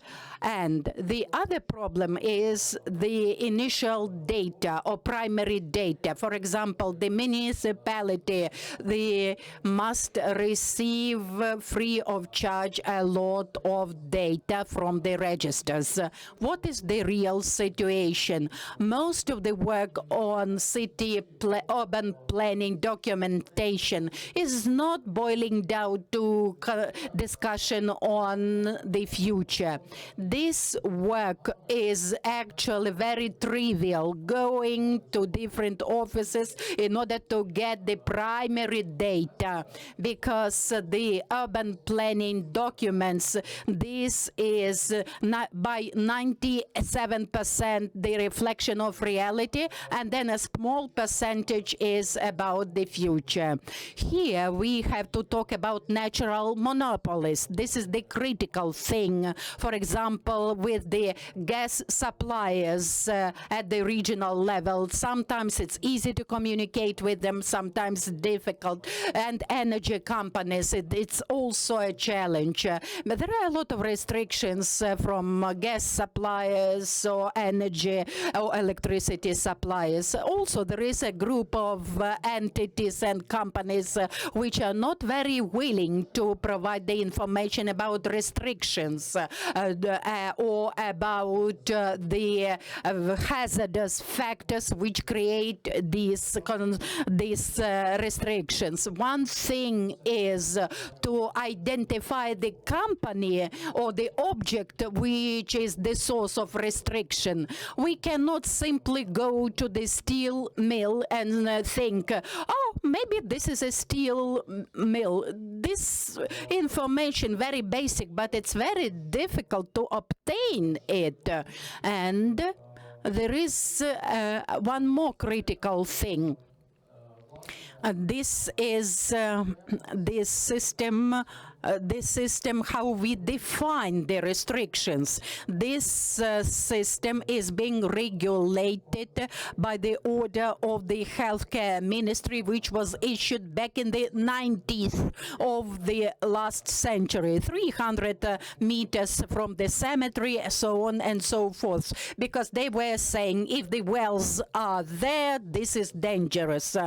And there is the whole plethora of quite weird restrictions. If we collect all restrictions within a certain territory, and if we add to that the restrictions from the cultural heritage, then we arrive at the conclusion that we cannot construct or build anything at all. As to that order of the Ministry for Healthcare, there was the mechanism of exceptions, which was implemented with the help of the Profile Research Institute under the Ministry of Healthcare, and somehow it was possible to resolve the issues. But when the new law on public health care was passed, this mechanism of exceptions through research was eliminated. Of course, we understand that that mechanism was a corruption generation thing, because sometimes the conclusion was one thing and there was another conclusion. But right now we have huge number of restrictions which are being regulated in accordance to very absolute requirements. You see, unfortunately, this order is obsolete and is not being amended. What do we want to see in the urban planning? We want to have better access to data. That's what we want to have. And it's also very important to have the system of municipal statistics in order the local self-governance authorities to be able to update this data, because the data is available, but it's very difficult to put them together. The architectures have a lot of problems with that. I see Dmytro Kalmykov is looking at you with a lot of interest, because he already sees in you real experts whom he can be using. And now I give the floor to Yevhen Plushenko, who will be talking about the urban planning cadastre. I hope you can hear me. Yes, of course, a lot of things were said about cadastral systems, registers, and the report, as Dmytro was talking. Dmytro read the report very attentively, but I would like to add certain things, or maybe correct certain things, because in reality the urban planning cadastral at the state level, this is the system which is already actively working. This cadastral is ensuring a lot of integration. Even now, as of now, we have 141 information interactions. And for the year 26-28, we have plans for other interaction. We have 267 interactions to implement. And right now we actively switch on the communities to the system of urban planning cadastre. This is a very important indicator, important figure, because the purpose behind creating such a system as urban planning cadastre is to actually resolve a lot of issues which we have risen today. First of all, all, the primary data is possible to obtain with the help of interaction with different systems and registers. This is super important because even now, in order to implement the plan which is called Ukraine, it is envisioned to enter the information about the engineering network, the data about switching on to engineering networks. In fact, this data is in existence, but it is not available.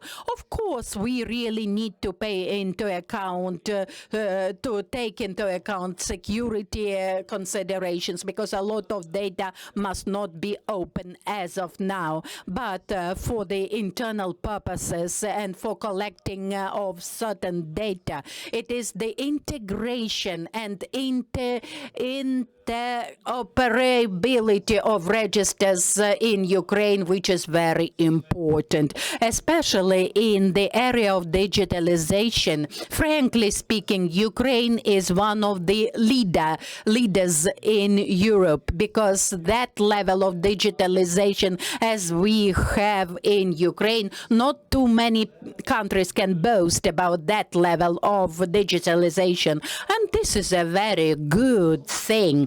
But at the same time, what is worthy of our attention and what is to be discussed, but I have not heard about it yet, institutional capacity of the communities to perform certain functions, because the urban planning cadastre was the purpose behind that cadastre is to enable to work in this system, to download the data for the communities who do not have financial resources to do that. Because in many big cities, they have their own cadastres, or at the level of oblasts, there are cadastres. But at the same time, there are communities for whom it does not make sense to create their own systems, and that's why they can use our state-level cadastre.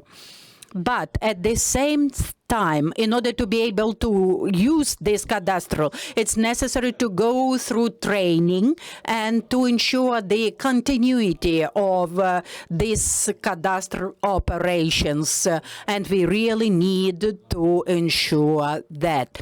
That's why when we talk about the financial component, it's necessary to understand that this is one of the factors, important factors, because, for example, modernization of the system, we had a long-time partner who was helping us to create the electronic system in the area of construction, and this system was operational for 5 years, and the USAID was the partner, and we know the end of this story.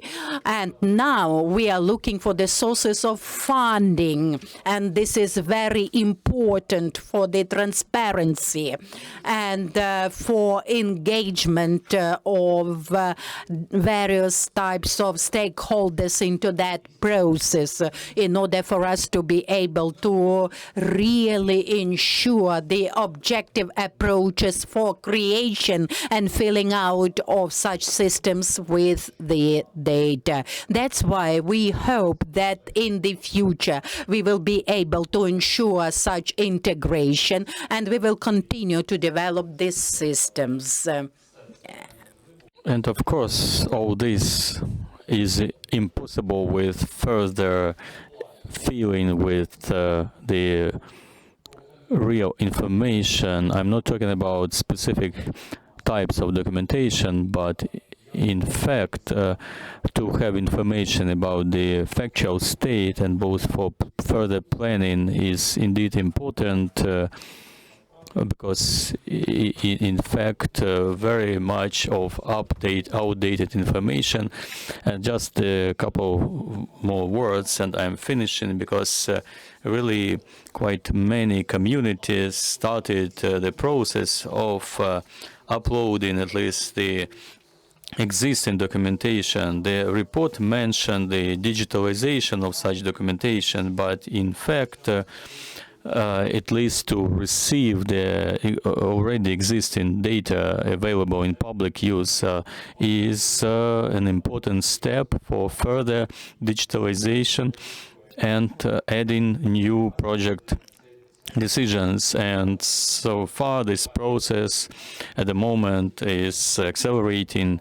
We have more than 1,000 communities have joined, connected to urban planning Cadastre, and we do hope that this process will be continuous, and in the nearest time we will receive full picture regarding the existing documentation. Thank you for your optimism at the end, because the shortage of staff, Serhii Bashlyk is head of the Department of Urban Planning, and now we ask our participant online. I would ask my colleagues to stay in their seats. Serhii Bilenko is head of avant-garde territorial community in Odessa region. You heard Serhii, many complaints that local self-governments are responsible of many things because they do not upload information regularly. So tell us please about your vision of the transparency tools and what should be and can be done in order to make local tools accessible and doable in the end. Dear participants, to defend the local self-government bodies, can you hear me? Yes, we can hear you. We have a nice photo of you in our screen. You are not speaking on that photo, but we can hear your voice well. Maybe you have some frozen picture on your side because everything is fine here. But it's good that you can hear me. To defend local government bodies, I would like to, during the war time, recently a lot of laws were adopted which synchronize with European legislation, and regarding transparency in comparison with state authorities, when we are obliged to do video recording of all our sessions, council meetings, and we publish all our decisions all the time on the same day and mostly in our community. So in contrast to state authorities and military state documentation administrations where we don't see any documents. So I think that we're really local government organizations are really ahead in this area. But to comment, what I wanted to comment here is first of all the presentation by Olena Shulyak. I would like to say that not all communities with their tears asked for postponing the comprehensive plans. Our community allocated funds at the beginning of the year for a comprehensive special development plan, and we have carried out all the necessary public hearings and meetings and strategic sessions, and by the end of the year we are planning to carry out tender procurement. I am deeply convinced that both our community and other communities in Ukraine need to do this job, and for sure the communities which will do this task faster, they can expect investors come at the end of wartime, and there will be the advantage for them in this relation, because comprehensive plan is indeed about transparency and transparent investments in communities and big advantages for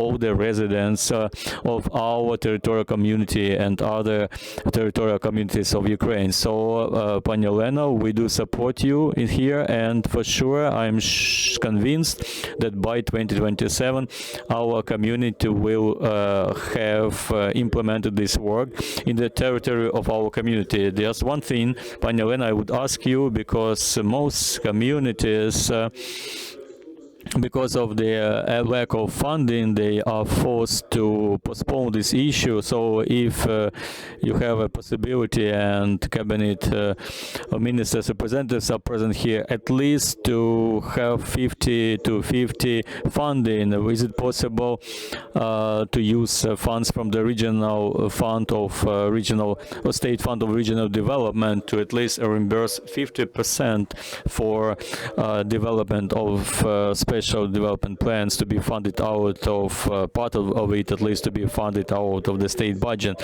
And believe me, that would substantially improve and accelerate the work of communities here. But what concerns me, us here, regarding today's issues, we need to plan our budget and fill in our budget today, and we need to manage the existing land parcels, and we need to overcome certain problems here. And using this opportunity, when we have representatives from legislative bodies and cabinet ministers, I once again ask you to consider possibility for communities to be transferred the right to administration of taxes back to them, and also together with land inspection, so that the communities would be entitled regarding the structures in territorial communities, land instructors, and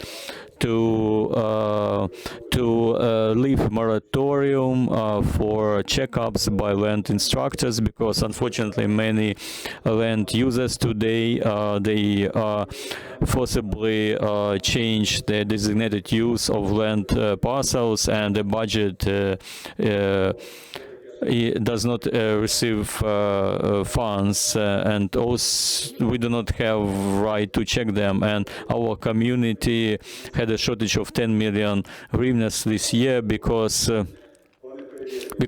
according to unverified information, our tax administration bodies even provide consultations to our entrepreneurs how not to pay land taxes to local governments. They are all shifting to unified tax, which means that that land parcel should have a plant that produces something, and accordingly the community does not receive a land tax, but at the same time the community may receive taxes on personal income tax, or communities can receive certain tax on immovable property. But unfortunately, however, these entrepreneurs with tens of hectares, they change designated use, and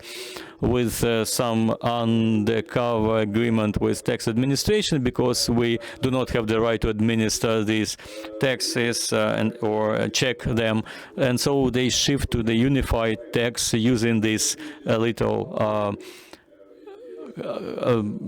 holes in the legislation. And that is why, using this opportunity, and since there are representatives from both legislative and executive bodies here, I'm asking you to stop the entrepreneurs to hide from paying obligatory taxes for land under unified tax. This is extremely important. And according to our estimations, this is about billions of hryvnias across Ukraine that communities do not receive out of this corruption scheme. In most cases, communities help the armed force of Ukraine. They support the everyday activities of settlements and kindergartens and housing services, And so this is extremely important, in other words, for everyday full operational use work of our community. For example, our community has already transferred 50 million hryvnias to the armed forces of Ukraine, or procured materials and equipment necessary for them. And by the end of this year, our community will have accumulated more than 100 million of hryvnias to the state budget. So this is really important for us to have for funds to come regularly, to income to come regularly, and to avoid hiding under the title of unified tax.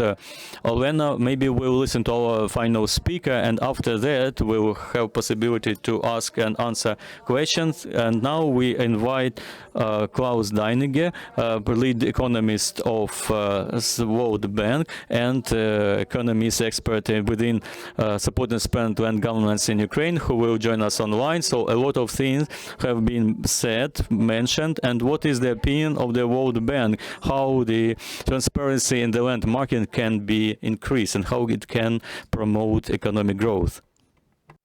Okay, thank you very much. I think, I don't know whether you can see my slides, but what I want to say, essentially, I want to make 3 points. One is to say that a lot has been achieved, especially during a period of war, and I think it was very heartening to see both. I think a lot of it has been thanks to the support of, thanks to the legislative reforms that have been undertaken in 2020, including Law 711, as mentioned by Olena Shuliak. What that has a lot of lessons, and I will highlight 3 of them that can help to lay the foundations for sustained growth. And of course, the anti-corruption law implementation and its implementation plan is an important tool to create a framework to move in that direction. So I think one element that is very important, and I think most of the progress has been in the agricultural sector and on agricultural land. So what we very much hope is that with the coming 5-year plan, that progress and the lessons from that progress can actually be transferred to the urban planning cadastre and to urban land, which of course, as we have heard, is much more important for both for the income of local communities, but also for investment and for attracting investment and getting and for future reconstruction. The first element that is important is that, as was mentioned, you can monitor land use much more easy. And if you link that to the registration status of every parcel in the cadastre and the registry, that provides the basis for for identifying. It has been provided the support for farmers, but also it helps with for investors and diversification potential, insurance, credit, and also traceability in the context of EU accession. And of course, as Dennis has mentioned, and was also mentioned in the last intervention, it also shows the size of the shadow economy and the budget losses that it causes, and that is something that we certainly will have to work on. The second element where I think a lot of action will be there. The second element where really progress has been tremendous has been in terms of e-auctions. We have done a study of the introduction of a mandatory introduction of e-auctions in 2021, and it is very clear that that immediately increased the revenue for local governments by 153%.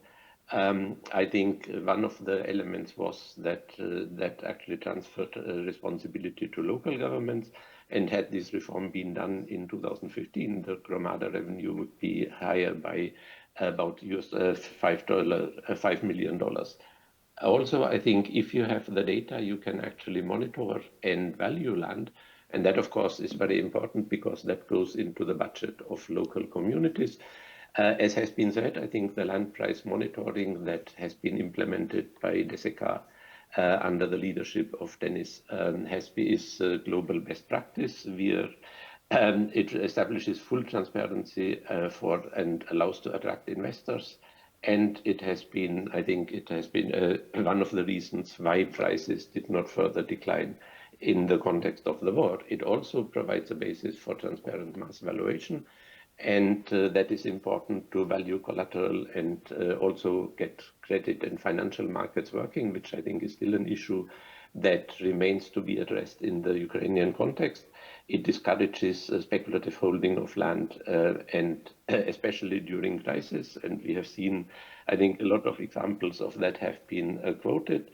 It allows effective decentralization for gramadas to benefit from, and I think that is, as the last example has shown, if gramadas, there is an incentive for gramadas to do spatial plans because that allows them to attract investment.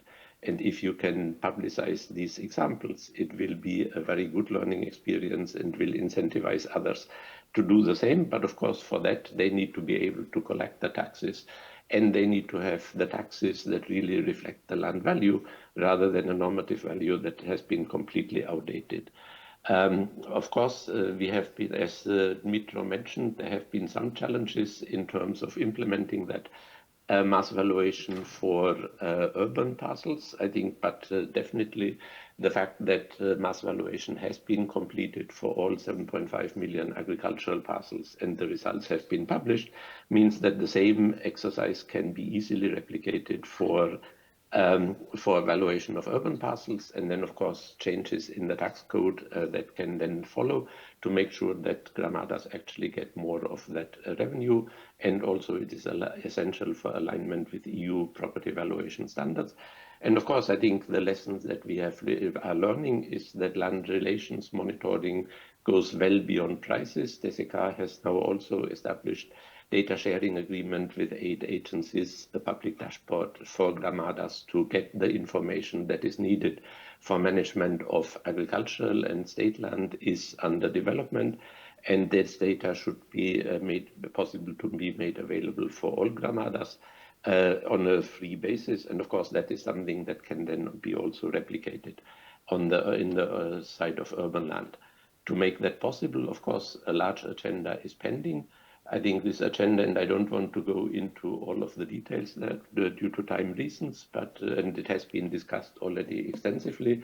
But of course, what is needed is, on the one hand, to work on the data side and on the digitization to make sure that all of the relevant restrictions are public, that there is complete digital integration of Cadastre and the registry, and that during wartime restrictions are being obeyed and put in place, but that these restrictions don't become an obstacle to the rule of law and to revenue generation. And I think the land inspections would be one example. Then, of course, I think there is a lot of also actions on in terms of the mechanisms and the policies that need to go with that. And of course, what we have learned by implementing these changes in the agricultural sector or in the rural sector is that there needs to be a dialogue between data and regulations, and that only if you have the dialogue and you learn from experience and the examples that are being implemented, will you have a chance to move ahead. But if the dialogue is there, I think that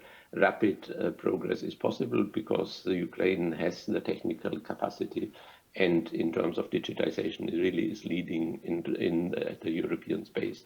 Therefore, I think the anti-corruption law implementation plan is really a key instrument. I think the costs in terms of regulatory activities are relatively modest, and certainly with the support of the EU, the World Bank is happy to provide analytical support, and that can, we think, can yield significant dividends by attracting investments, creating the foundation for transparent institutions, and of course it will require continued debates like the one we had today, and we very much look forward to engaging on that with all of you. Thank you very much.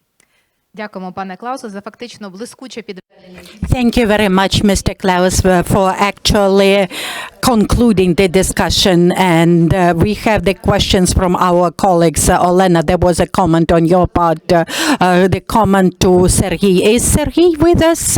Mr. Serhii, are you with us? Avant-garde Hromada.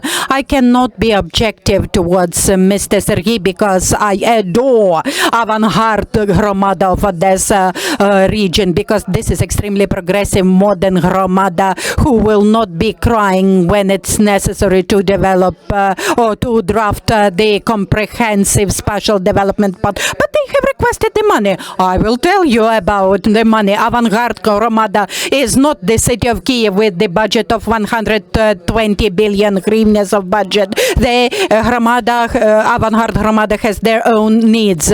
Thank you very much, Serhii, for your understanding that investments are coming only to the places where everything is transparent and you act in accordance to the understandable rules. 141 Hromadas are developing the comprehensive special plans. And thank you very much, Mr. Serhii, that you demonstrate the example how to Kiev and Lviv, how to work with the strategic documents. Recently in Kiev Oblast, the Oblast administration has passed the decision that they will finance 50% will be financed by the subsidy, and 50% of the effort for drafting the comprehensive plan will be funded from the local Hromada. This is an excellent example.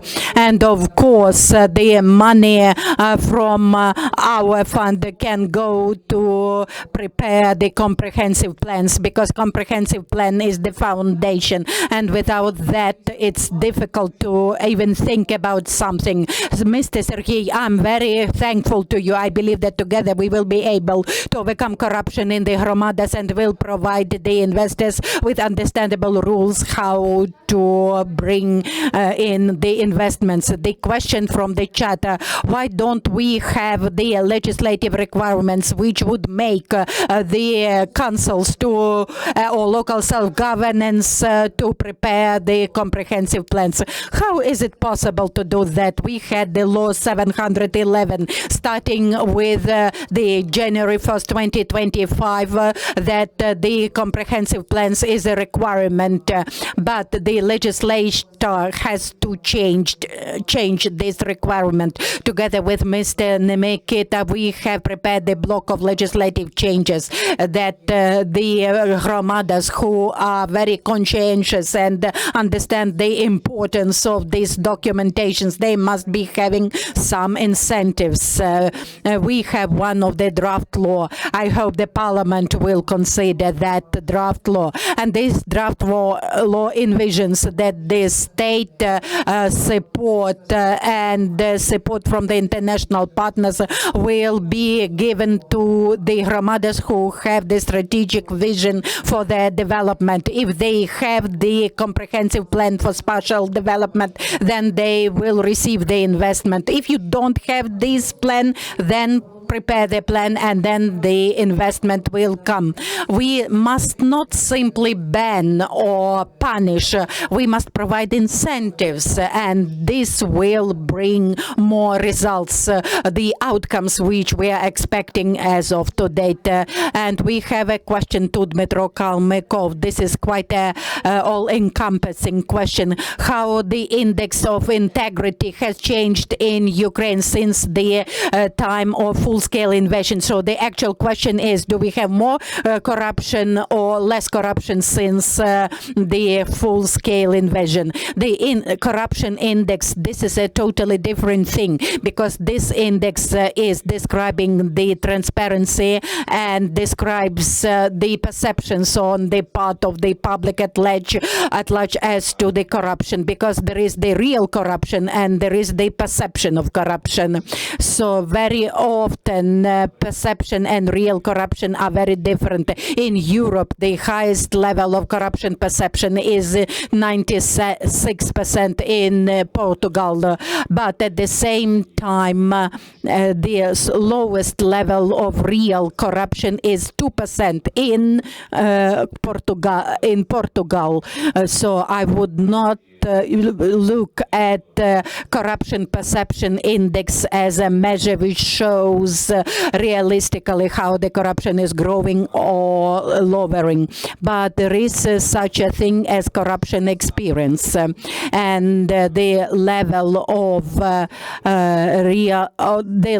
of corruption experience has lowered from 67% to 18.5%. Of course, this is a very special thing. This, first of all, means the substantial lowering of the low-level corruption, petty corruption in healthcare, educational institutions, in providing the basic administrative services, and also in the remedies included the external patrol road police, cancelling the technical inspection of the cars, and then external examination of knowledge obtained in the secondary schools. The level of corruption in Ukraine is lowering, especially in the areas which envision the interaction between the state and the citizens. But in order to ensure further lowering of the corruption level, we really need to continue the reforms of many industries. The corruption potential is actually in the systemic development of the industry, and in order to resolve the corruption issues, it's necessary to actually ensure transparency. So the anti-corruption effect is a consequence, and the reform is the remedy. That's why it's necessary to introduce industry reforms of the strategically important industries. And if we are successful with that, in 3 or 5 years, we will be close to average statistical level of European countries. In Europe, it is about from 10 to 14%. In Ukraine, we are close to the lowest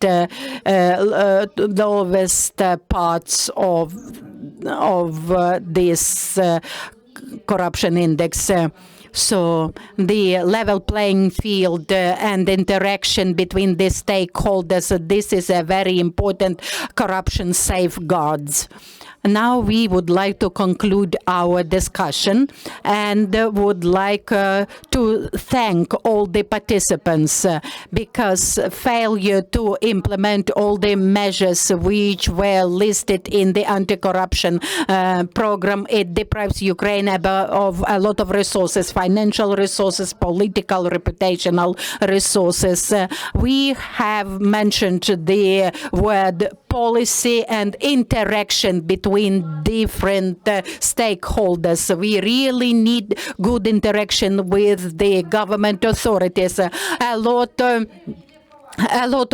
people were saying, you have a lot from the government were telling the citizens, you have a lot of ideas, just please join us. 12,000 hryvnias is your salary, and implement your ideas. Thank you very much for all your ideas. All your ideas will be included into our work, and thank you very much for your active participation. And please join our coffee, where in the coffee break you will be able to talk to each other and to share the ideas and to discuss the results of today's event.